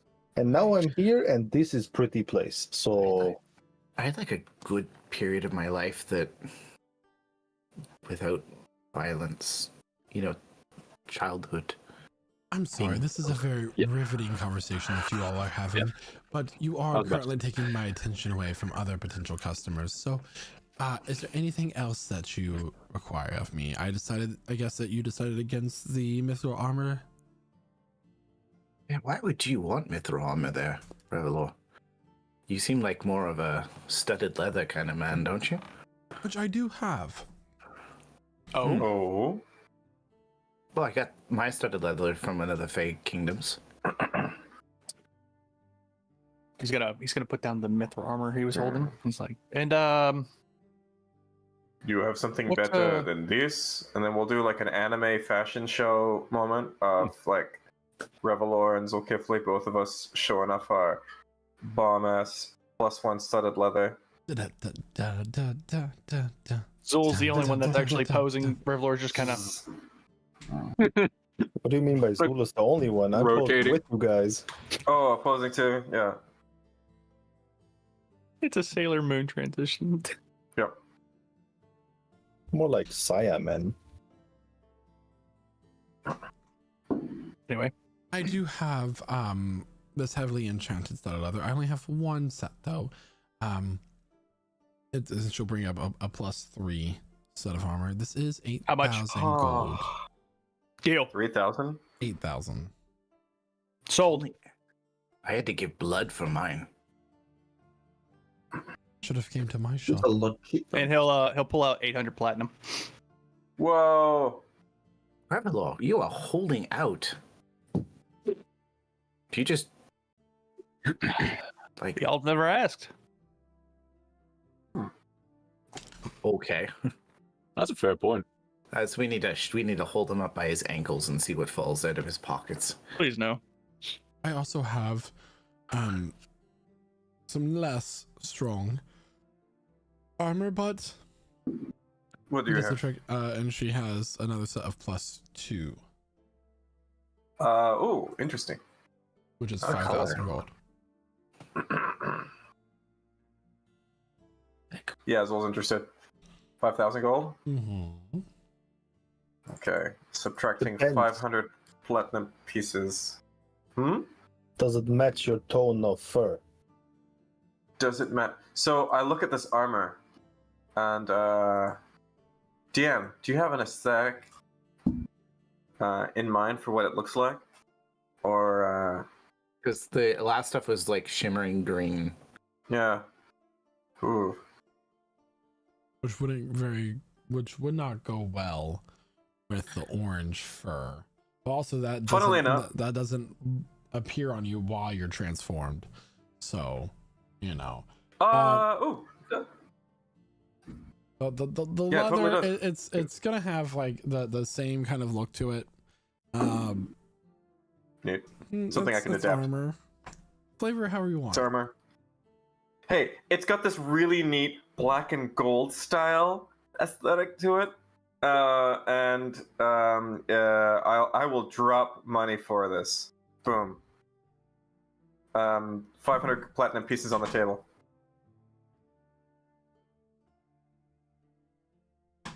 Okay.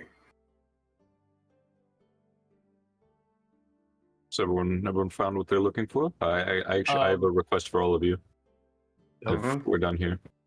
Revlor is gonna take his old armor and put it up. He's like, and how much would you be willing to give me for this? Simply so I don't have to carry it around in my bag. What type of armor is it? Instead of leather +1. She'll offer you 800 gold for it. Okay. Or, well, Did you say that again, DM? hold off on 800 that. gold. Hold off on that. Let me ask my other party members first if they want it. Yeah, I'll wear your sweaty clothing, Revlon. Give it here. Hey, this isn't. But you're so filthy This about is, it. This is only. This is. There's. Press Hey, the first off, on it. It's now There clear. you go. Tor takes it. Oh. Okay. Okay. Oh, it smells of dead uncles. Mm. Cat's hair does clean it with precipitation, so now it's just like clean and Reveler shoots Tora. PvP I time. flame warp out before he shoots me. No shot. That was an actual nat 20. Oh, Revelor's dead. No, Tora's dead. Everyone's dead. We're all What's dead. happening? What do we? Happening? Yeah, Bring it back, guys. Okay. Is this happening or is this a joke? That was a joke, but I rolled anyway, and holy fuck. You wasted a natural 20, man. God Roll damn for it. damage. I want to see what you got. Let's just see No. numbers. No, Continue no. on. Okay, I give the +1 to Tora. Thank Yeah. you. but yes, I did have a request for all of you. We're done. Anyone? If anyone else want to Yeah, buy anything? we got another request from her, the smith, for making Okay. heavy kind of armor, and I was actually thinking of you. Let's move on from her Alright. shop so that she can, we can come back to that. with her marvelous wares, serve her other customers and not take up space. Of course, Right. of course. Correct. So you do walk out. So how would you all feel about being models? What? Da. Casimir, you were there. I didn't. I'm completely spaced out. Sorry. What? When I asked for the Dragon Chest set. and- Right. I Yes. didn't realize you meant us. Yes, us. Have us on one side and members of the Coven and other enemies that we have faced on the other side. Can we We get references merchandise of some of our other friends as well? Absolutely, yes. If you, I mean, because obviously I haven't met very many of them, except for who's here. But if you want to give her descriptions, then by all means. Yes, because I know who the queen should be. Well, I mean, there's 7 of us, and you need at least 16. Who would be the other 11? I mean, 9. I did the math backwards. Well, Yeah, the pawns can just be like normal, but I'm talking about just like the actual like different pieces. Like I was thinking like Pudak could be the rook, or okay. you know. Can I be the queen? God damn I it. was thinking Astra should be the queen, but Yeah, Oh, that's very fitting, actually. Maybe not. Oh. I am more of a knight type, but okay. Mm. Okay. But I'm totally on board. Like You're- triple you're- dog. You're built like a castle, though. Yeah, that was my kind of train of thought there. Is you are built like a castle. You're a big dude, all right? We know this. Yes. But just from my educational standpoint and from whatever I've learned, I'm probably the only knight here. Galder would obviously be a bishop. Yeah, I was thinking me and Casimir as bishops. Yeah, I was gonna say, yeah, we have to have a talk about what knighthood means sometimes, because you know. I was like, Okay, I know you Casimir is do. also a knight, right? But You too, because we served in the same army. I'm getting, but everybody else, come on. but well, we're thinking of using former party members. I believe I heard Quasar was also a knight, correct? He was. Who's Never Quasar? met. Yeah. Okay. Well, let's go and tell her what we need to tell her. Anyone able to draw? Probably not very good at it, but I could Me- try. I could give it a go.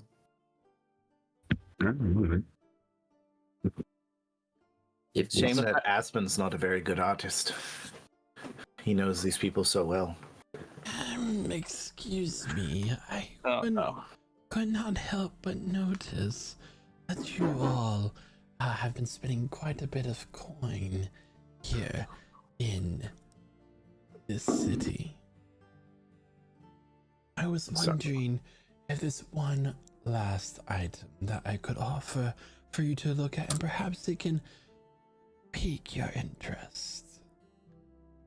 What would that item be? By all means, please step into my wagon and I will be happy to show you. He gestures behind in this alleyway. There is a wagon, a covered wagon that is being pulled by a giant hamster. Oh my god, that is the greatest thing ever. And in case you guys want to know what these giant hamsters look like, Yeah! And Casimir like turns over his shoulder to tell Astra not to go for it for a second, because like as an instinct, but doesn't say it. I'm just letting you know what's on his mind. It's like That's just so sad. yeah, Zul is, by the way, still back at the armorsmith, selling off his +1 set of leather for 800 gold pieces. Yeah, Thank sure. you. Yeah. Cha-ching. What a guy. Cha-ching. you see, and this man is about 9 feet tall. Kind of looks furball in a way, but his skin is blue. He has no fur or bovine-like features. See, I am a trader, and I am one of the few that are allowed to travel in and out of the city that is not part of the Astral Court. He has these long, spindly fingers. His ears are more slender and pointed back. And he wears like this fur collar or frock around his neck with his like gray robes in general. So, would you like to step into my shop? feel like This guy seemed trustworthy. yeah, I an was gonna insight say check. the same thing. All right. Can we both roll or yeah? Yeah. Tip, I can get you another net note. 17 on Casimir. I got a 6. I already approaching the hamster. Hard to read.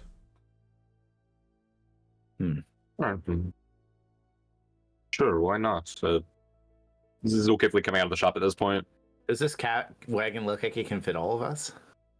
As you step, are you stepping into the wagon? Well, Putak's already going, right? Yeah, might as well. As you step in, you enter into the space, and it is much larger on the inside. It's almost as if it's a full store.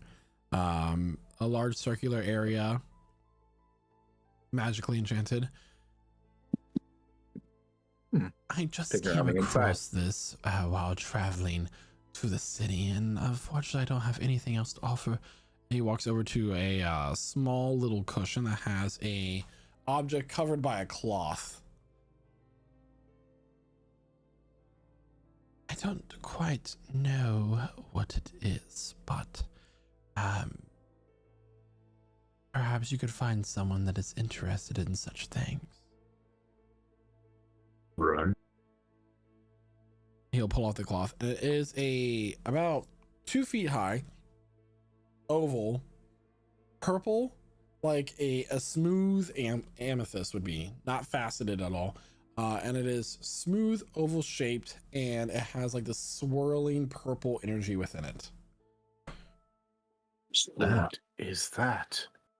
That is exactly what I would like to know. It has a strong arcane source to it.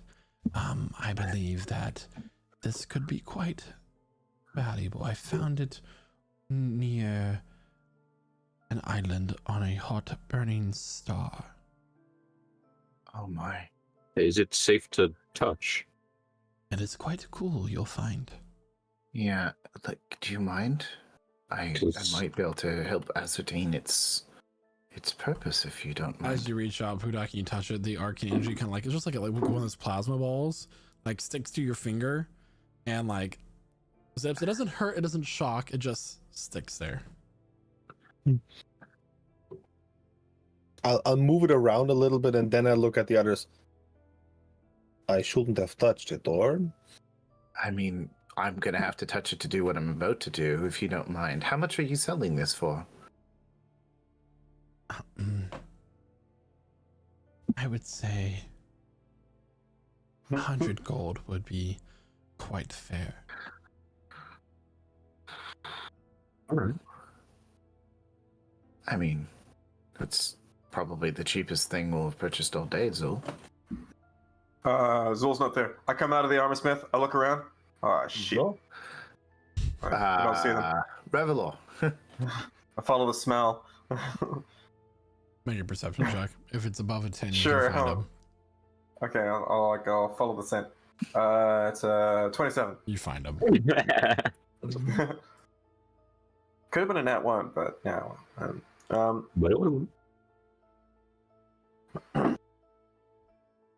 It's are we in some form of pocket dimension here? The fact it's larger on the inside, or is this just a form of magical? I mean, I don't know if there's any other way for your card to be larger on the inside. Quite the deduction from a magic caster. So just to I know a make professor sure that that would be in we, love with this. just to make sure that we get this right, you don't know what it does. You're not allowed to sell it anywhere else, and you want to sell this pretty thing for 100 gold because you have no clue. I imagine it is quite valuable to the right people. Casmir's going to, if he's allowed, gives Golda the. He's going to cast Identify, but not Ritual Cast. So it's going to take a whole minute. Still. Even if it does nothing except for being shiny and doing the pointy finger thing, 100 gold is a bargain. He has to touch it for a the minute. spell will fail. Does it use the spell slot still? If a spell fails, does it still use the spell slot? Yes. I imagine it does. Okay. Yes. What does that feel like? It just doesn't work in this area, or does it feel like The information after the minute does not come to your mind. I can't. What?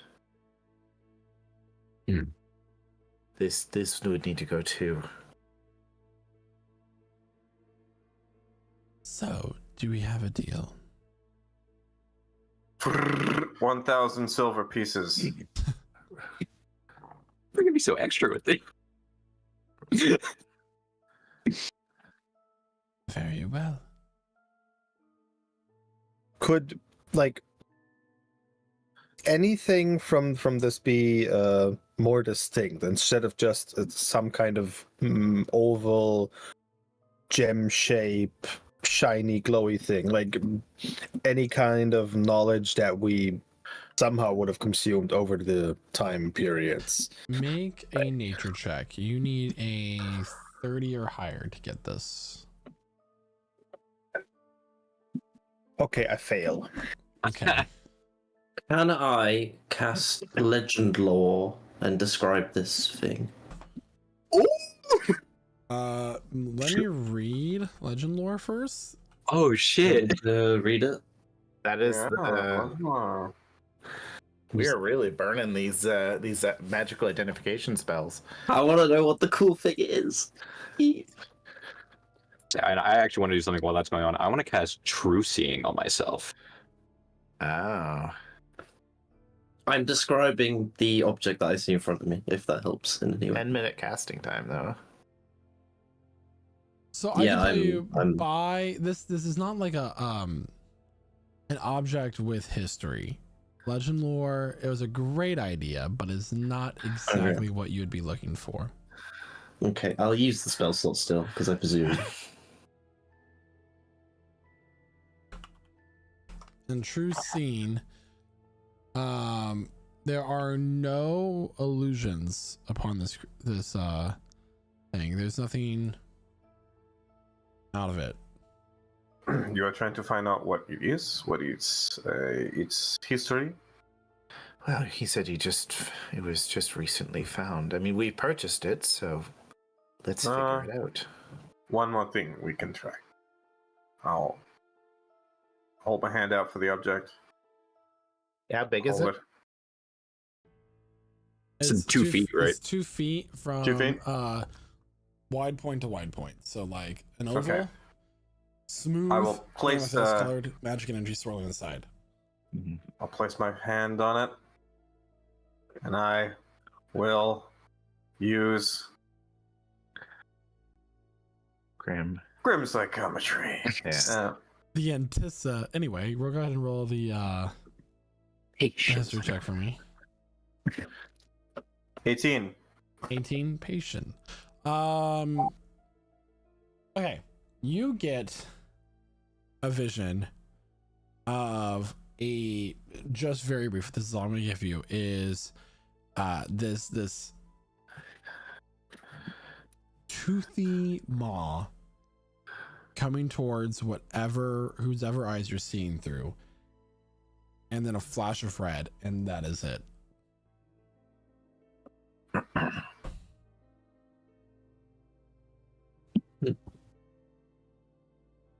Look down at the object. It's dense material of some kind. Stone-like. Stone-like. Lumpy in some ways, or completely even. It is completely smooth, as if it, and the way to describe it is like an amethyst stone that's been sanded down to be smooth, sheen like glass, with like this crackling energy inside. This came from someone who was eaten. Big thing, big monster, big teeth.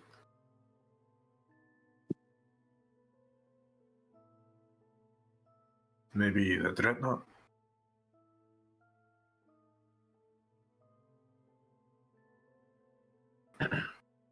This is all I saw.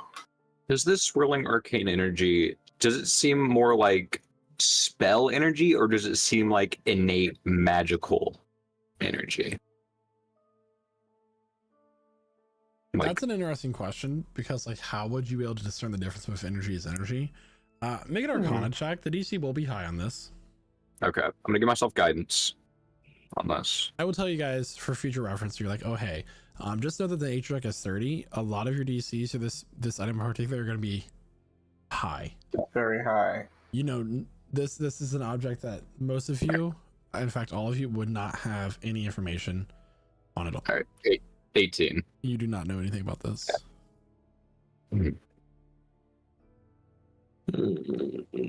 So we've tried basically every type of identification on it at this point. Mm-hmm.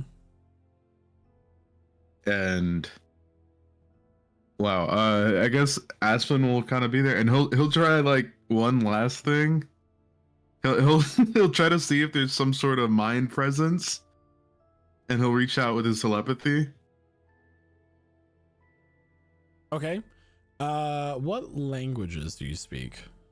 I don't know if it matters for this telepathy. Let me double check. Feeds.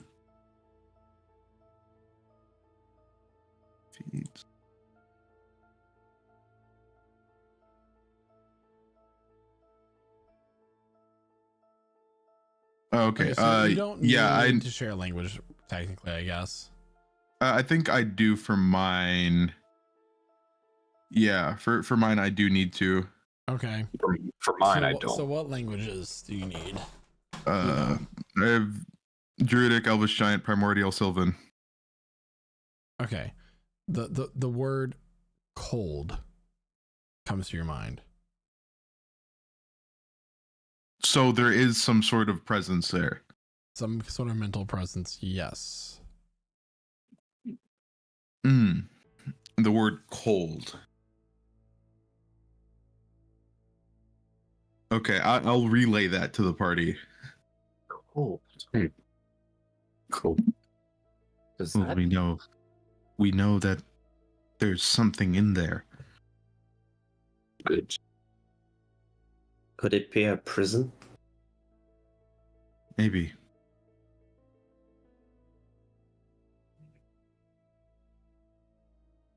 I'll just knock, like well, we not we have- breaking knock, just knock. We do have a standing invitation for tea and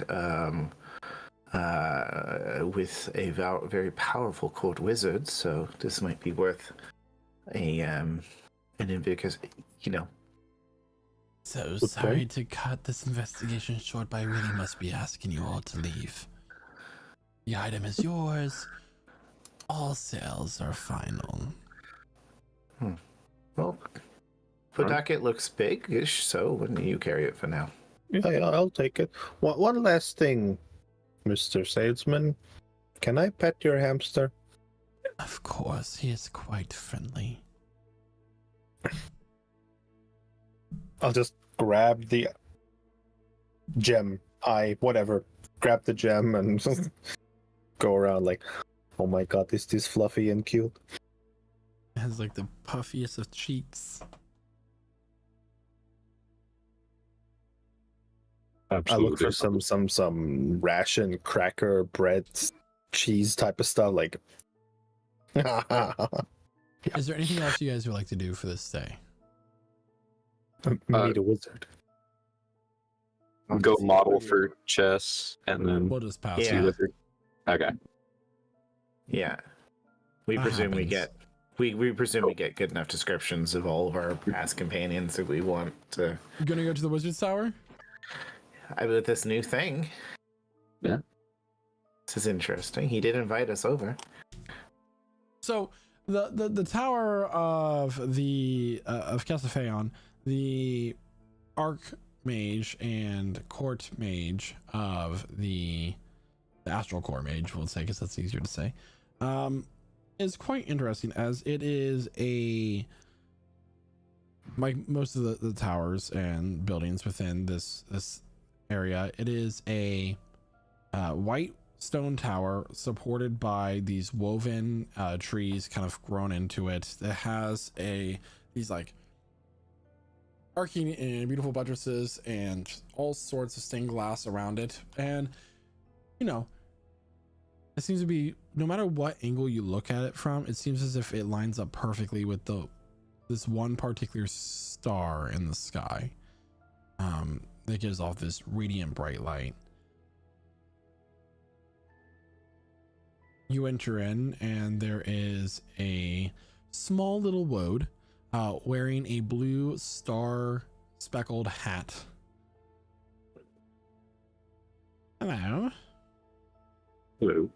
May I have your names, please? We are the Seekers. Very well. My master has been expecting you. You may follow me to the waiting room. Thank you kindly. He walks you over. His little hat, like it's like your classic wizard hat, just like bobbing as he walks. It has like It's a a bell fine- attached to it. It's a fine hat you have there. Thank you. It has a bell, so my master does not run over me with his quick footsteps. That is fair. Does he always kind of levitate a little bit? It is a skill that he possesses. Yes, it's in his crown. Wow, I kind of like that. It's like, I mean, I can fly, but just levitating for no reason is kind of like one of It those has a flexes. reason, as he has a problem moving physically. Oh, no, still it looks very excellent. You see, his spine was damaged during a fight with the Dreadnought. Oh. Was that the more recent encounter where they managed to fend it off? But don't tell him I said that. Tell him you said what? The door that his spine was. Oh, okay. And the doors open up and allows with a very nice sitting room. There's these. It seems like the walls were made with elm, the bark of like a birch or elm tree. Imagine, what's the word I'm looking for? I don't know. It kind of, but you seem to have moved up several stories without feeling like you've walked up any steps or up any lifts or anything like that, as it has a balcony that overlooks the city itself. These arcs with these smaller arcs kind of building up to a finer point. The table is made of a very dark wood that contracts greatly with the white wood and stone that the room itself is made of, with these tapestries hanging up that seem to move and shimmer with their own kind of illusionary magic, where it's kind of mobile art. Basically, it's live art, moves around, the stars twinkle, all that sort of stuff, and the room seems to be enchanted to reflect the night sky outside as you look up, with soft clouds as well. By all means, make yourselves comfortable. I will let him know you're here. Thank you kindly.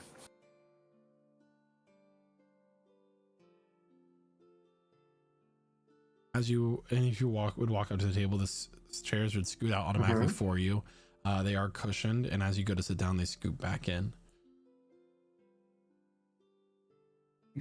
Any paintings on the walls? There are paintings, and they seem to be watching you as you are about the room, or at least acknowledge that you're there. They seem to, like I said, they do seem to be live. They are moving.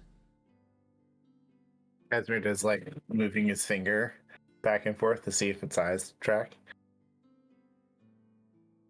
There is a statue in the room made of this kind of white stone, but as you look at it, it begins to turn more silver or metallic as a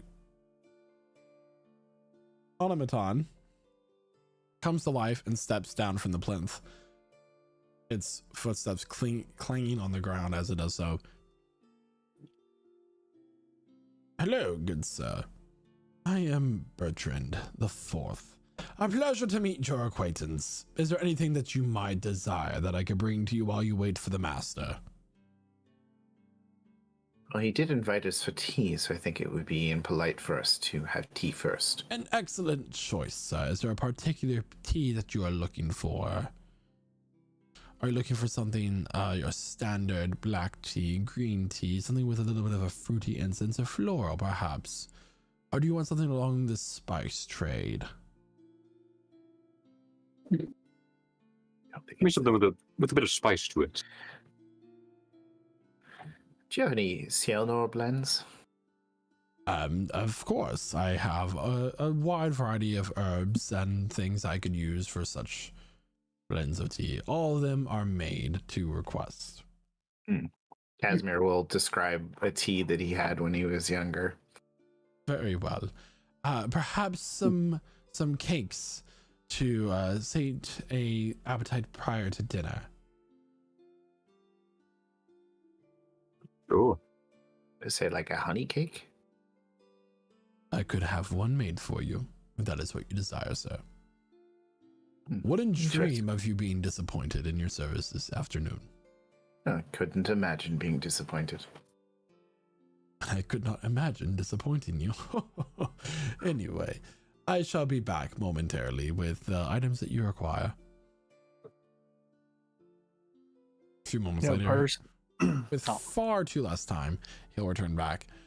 So here I have a wonderful tea made with some sundrop flowers that grow only on the peaks of the mountains of Cielnor, along with a spice blend. It's kind of like a chai would be.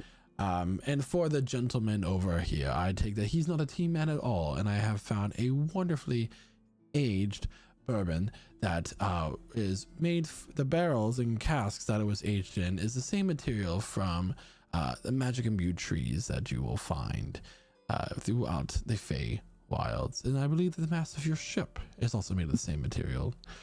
Right. Right, the Fey stone trees. So that is quite a nice bottle, and I hope you enjoy. And as well, I found a wonderful tea made from this root powder that you might be interested in, my friend. Yeah, he'll go to Zokifli and set down basically it's sort of like a matcha tea. In a way, it's matcha. Ooh. It's always It is green. Yes, I hope that you enjoyed, but I'm often not wrong about someone's enjoyment when it comes to a particular beverage. As for the snacks, I have a little bit of savory bread with some roasted herbs and salt along its crust. It is normally very well paired with some sort of soup with a cream base, but I hope you find this enjoyable while you wait, along with some cookies with a wonderful fig jam baked into the center. So, and honey cakes as well. Sounds delightful. Is there anything else that you require? I shall be over there on the plinth waiting for your command. Just have a fantastic day. And may you have a more fantastic day than me, sir, for your satisfaction is all that I need. 5 out of 5 stars. Now, I just 6 out of 5.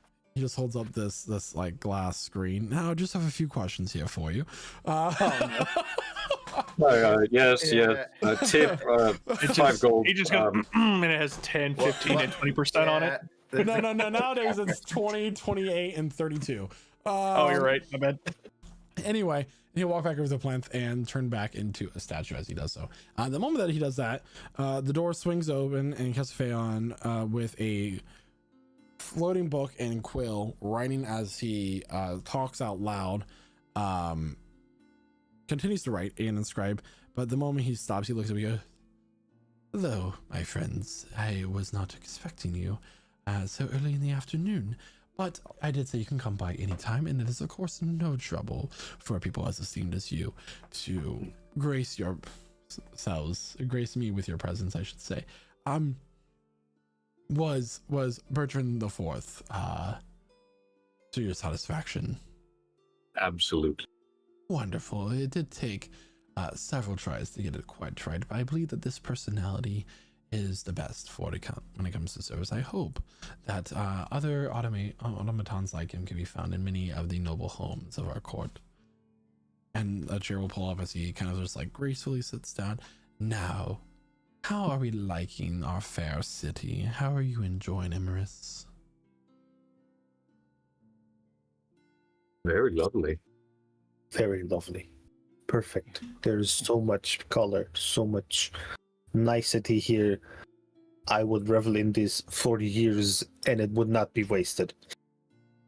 Every culture and race has its own charms when it comes to its architecture and skills. We Astral Elves pride ourselves on our artisanal ability when it comes to all things that we make. Contrasting greatly with the dwarves that you've met, I'm sure. Their architecture has its own beauty. Cielnor For the was a rugged little type, I'm sure. Yeah, Cielnor, was always a little gaudy. Like it's trying too much to be divine, brilliant white and gold, and it's trying a little too hard, Not that this is a more elegant look. It matches the natural brilliance of color that exists in your culture. I do appreciate the allowance of the natural colors to come through. rather than overbearing them with architecture.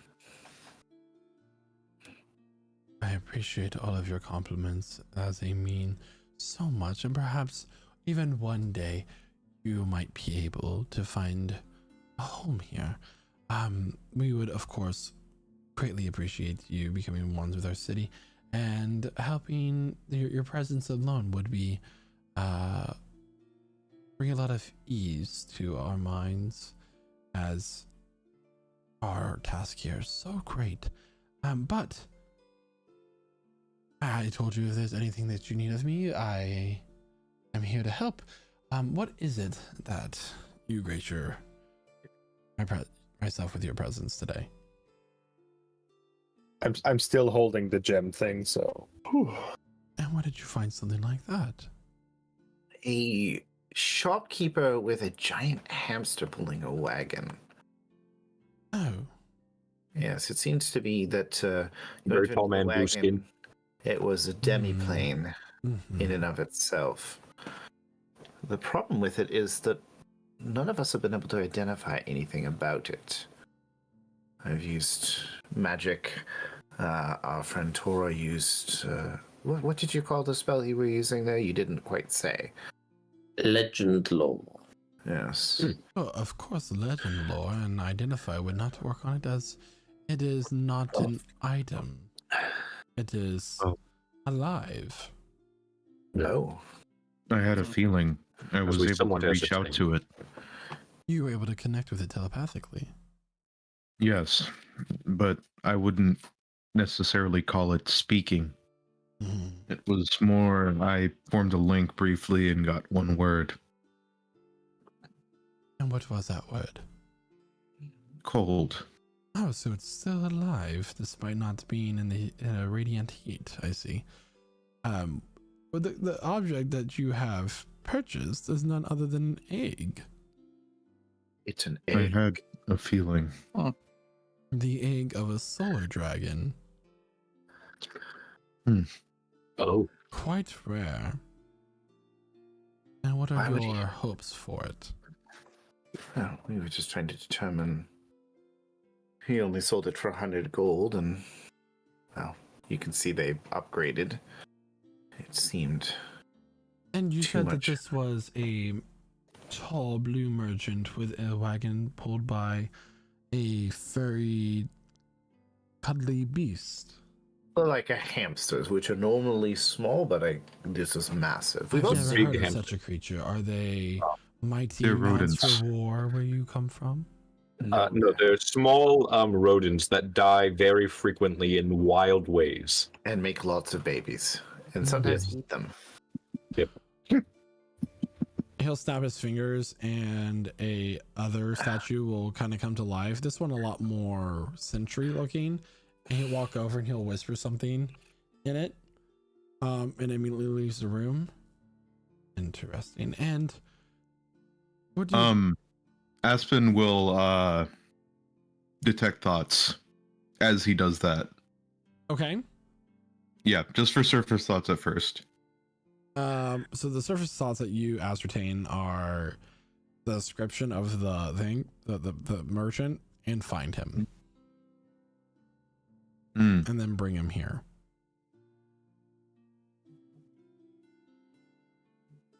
Well. Okay. Are you hoping to use this for some sort of experimentation? Are you hoping to hatch the creature? Are you wanting to get rid of it? I feel like we should hatch it. I don't know about you all, but from what you told me about your experience with that dragon before I came back, I'm not sure having a dragon's egg is a good thing. Especially not one of a solar dragon. Do we know what a solar dragon is? Make a nature check. We have met one dragon. He was 11. quite nice. 11. You can imagine, you've met a lunar dragon before. You can imagine that it's the opposite in some ways. I say it's strange. I don't think I've read much about. We've met lunar dragons, but a solar dragon. I mean, what would? I don't know if they're of their nature, but I presume this was stolen from its. He said it was found near a. Was it a star? He did say that. So did they steal this from I its mother? imagine that its mother would not get allowed to go so freely. Perhaps the creature was slain. Maybe. I presume they're natural to this realm and not ours. They are born in the heart of stars most often. So, Fierce creatures. But generally they are their own mind. They don't actively seek destruction. So it being outside of a star and its egg means it's cold. Right. Perhaps the helm, or the engine of your ship could provide the energy that it needs to stay warm until you find a suitable place to hatch it. If that is indeed your goal, I'm sure anyone who wishes to try to harness its innate magic ability, or study it, we'll say for a friendlier term, would be interested in having it if you're wanting to sell it. I presume that the shopkeeper's urgency to sell it does suggest that there's some risk in keeping it. Indeed. I was going to ask, is the presence of said shopkeep not concerning? This seems like a very exclusive location to be in. I have my own sentinels looking for him as we speak. And what do you plan to do? The same that we do with all people who wish to harm the city or bring very harmful things into it. I'm gonna look at Zulkifli. And Zulkifli, in your mind, you're gonna hear that sword that we got at the night market. Do we mention that to you? Understood. I think I know what you mean. The many-eyed creature back at the night market was slain for, I believe, possessing things related to your people that were not supposed to be. But I could see how seriously you take that here. Indeed. The safety of your people. It is of the utmost importance.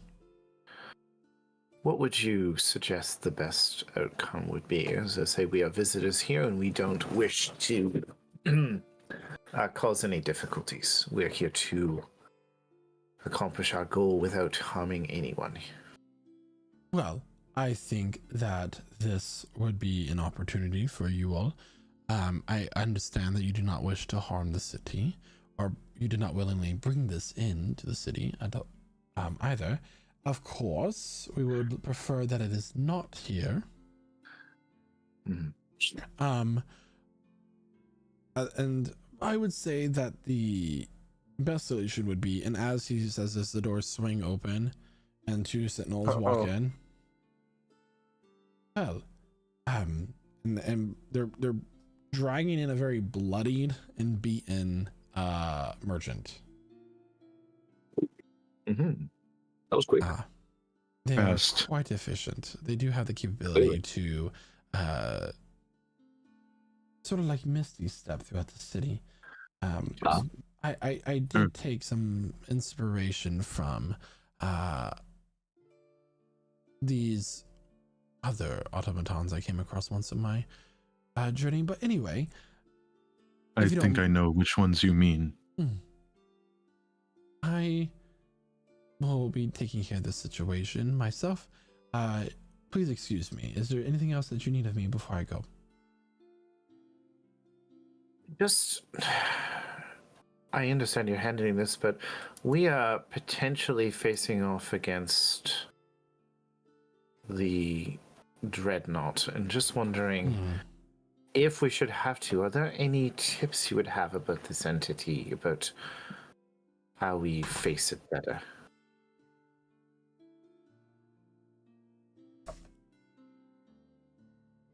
That's such a great question.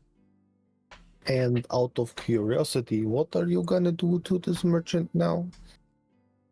Of course, the penalty for such an act is death. No. As long as the hamster stays fine, this is okay.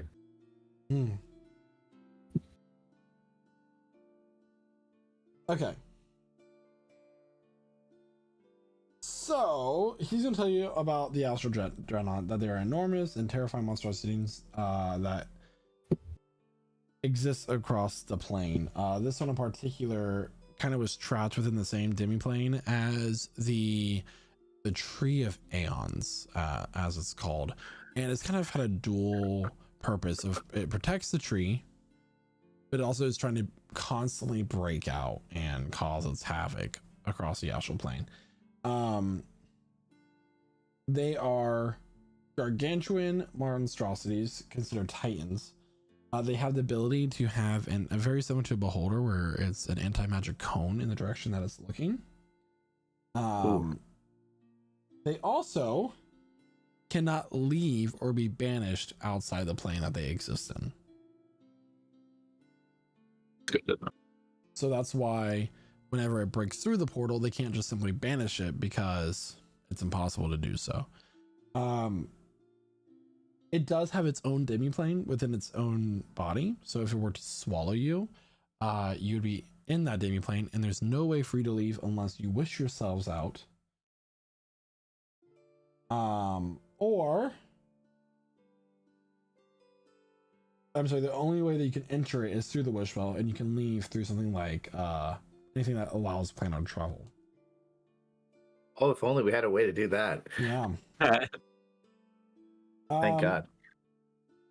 Also, you can. It has the ability to sever people's silver cord if they're traveling through the astral plane via the astral projection spell, which is very crazy and scary.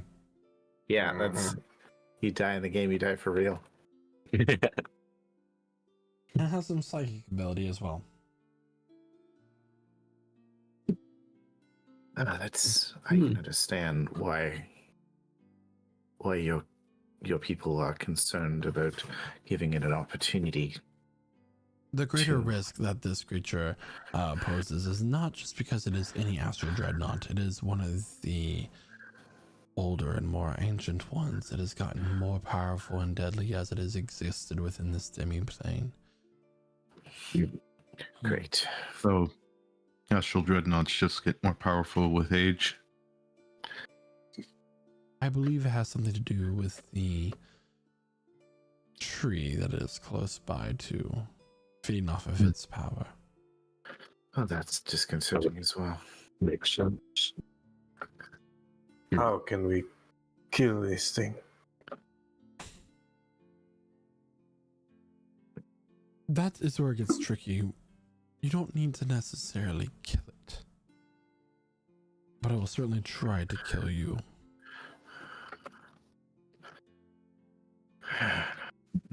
I assume it serves its purpose, as dangerous as it is. Although one could argue that with its presence no longer there, we could find another suitable protector for the tree. One that's Like a more solar controllable. Perhaps. So your people brought that dreadnought there to defend the tree, or someone did? It was more so it came towards us, and that was the closest thing we had to push it into. Ah. That would make sense. So, I must be going to handle this man. But I wish you good wishes on your challenge tomorrow. Yes, thank you. Oh, and just one more quick question before you go. Why did you suggest that we have some sort of test? You seemed very adamant about that. Because I believe in talent. And it would be beneficial to me if you were to exemplify your talent, succeed in your quest, all under my recommendation. I want to speak plainly and honestly with all of you. That court can be a dangerous place at times. Everybody playing their own games, their own ambitions. Yes, indeed. We noted that this morning. It's easy to get embroiled in games like that. And I do wish you well on the task set ahead for you. Thank you. Of course. Thank you for your hospitality and information. Very well. And as he leaves the room, you sit there allowed to enjoy the rest of your tea and cakes and other cookies. And what happens next will be a story for another time. So that is where we're going to end tonight's session. Just a heads up, everybody who is currently in our chat, we may or may not have a session next week, depending on a very schedule strict thing. So we'll have to see what happens with that. But other than that, we hope you had a wonderful time in this very Shopify and lore dumping episode. The party has found a solar dragon egg. They have gotten a slew of magical items. Maybe the last ones they're gonna have the opportunity to buy before we reach the conclusion of this campaign, because I don't know if you guys realize this or not. This seed is the last item you need to fulfill the prophecy to try to defeat this coven. You are in the home stretch now, everybody. Oh shit. We're in the end game now. We're in the game now, boys. We need the blessed seed. With that, I'm going to go ahead and pass it on over to Jeremiah, who is Aspen in our campaign. Yeah, wonderful session.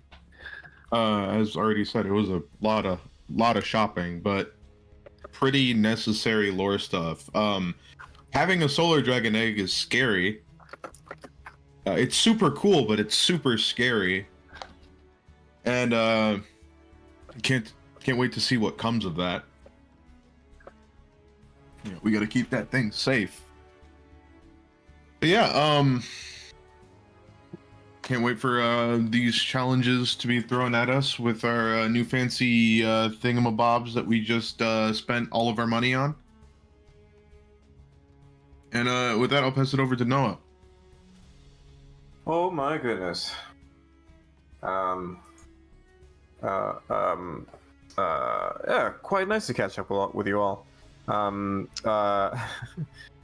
I've just come up from doing a performance on stage today. It went very well. Thanks for being here for me when I got home. Yeah, I appreciate the D&D.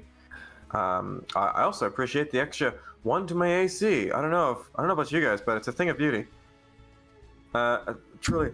And with that, I'm going to pass it over to our resident gunslinger, who's even more AC-ified, Mr. Revelar. And you can't spell Revel without Revelar. That's me. Thank you so much, Noah. Yeah, great little great little shopping sesh we had there tonight. Great little bit of lore dump as well. As always, we always need a little break from combat at time to time to catch up on what's the inner workings of the story. Speaking of inner workings of story, this is a great one. And of course, it was put together for us by none other than our amazing DM, Michael. But of course, what's a story without its players? So thank you to our wonderful players for bringing said story to life. And of course, thank you to everyone in chat tonight who was chatting it up. And yeah, that's all I got. So Guy, why don't you take it away? Thank you. The only downside to a shopping episode is the stronger you get, the harder the monsters are going to hit. That's what I'm hoping for. But honestly, yeah, and I say nice to see the role play. Always little interesting things. It's always funny. We always say, "Be careful with the Fae," and then we always blow it. in all the ways that Casimir. You blowing it? Party. Yeah, he's like, kids, don't do this thing, and he's like, oh, never mind, I'll screw up myself. Great episode. Really looking forward to seeing what this challenge is. I think that it's going to be potentially a very intense session, unless it is a spelling bee on the names of the gods and characters and NPCs that we have met to this point, in which case we are screwed and we're not making on to our next challenge. All right. With that joke out of the way, I'm going to pass it on to our wonderful gem, Dragonborn. Freaking Soldier Dragon, guys. Calder. That's crazy. A Dragonborn raising a real dragon? Unheard of. Yeah. But very, very, very fun session. We're gonna have a new chess set model after us. So that's always very hype. Secret chess. It'd be secret chess. Yeah. Now after we have this first one made, we can franchise it. Oh, the pawn should be the keeper. Merchandising. The pawn should be the keepers. Surreal. But yeah, very, very fun session. I always like expanding spell slots during like non-combat or non-super intensive sessions, because it's like we could go just throw out like 6-level spells right now. Why not? But yeah, I'm gonna pass it on to who do I pass it on to? Caleb's not here. Pass it on to Killian, who plays Pudak. Yeah, I had a lot of fun today too, from the party to all the different kinds of NPCs, voices, shopkeepers, merchants, great names, great people, great town. I have a super feeling for this. We've been invited to come back and stay. If I survive, I have a plan. And looking forward to engaging with the dangerous part that's coming up ahead. So Pudak's retirement plan right here. Yeah. And I'll give it over to Josh. Ooh. I don't have a lot to say. I've had a really good fun session. But we're gonna be mums. We're gonna raise a cute little dragon, and then there'll be a big scary dragon, and then that'll eat Agora, and then we'll win that way, and that'll be how the game ends. I'm calling it now. Why watch the rest of the sessions? That's the ending right there, everybody. There you go. I spoiled it for everyone. See, the problem Sorry, with guys. the problem with that though, Josh, is you obviously never watched campaign 1, so you obviously know that we're not good pet keepers. Oh, I'm getting there. I'm getting slowly through campaign 1. Not gonna lie. Okay. You'll learn enough. I'll pass it on to Michael. Thank you so much. Well, everyone, have a wonderful rest of your night. We'll see you next week, hopefully, at 8 p.m. Eastern Standard Time here at twitch.tv/LichSouls. And for teasers and other exciting things regarding campaign 3, come join our Discord at lichsouls.com/Discord. With that, I have nothing else to say other than bye. Bye. Bye. We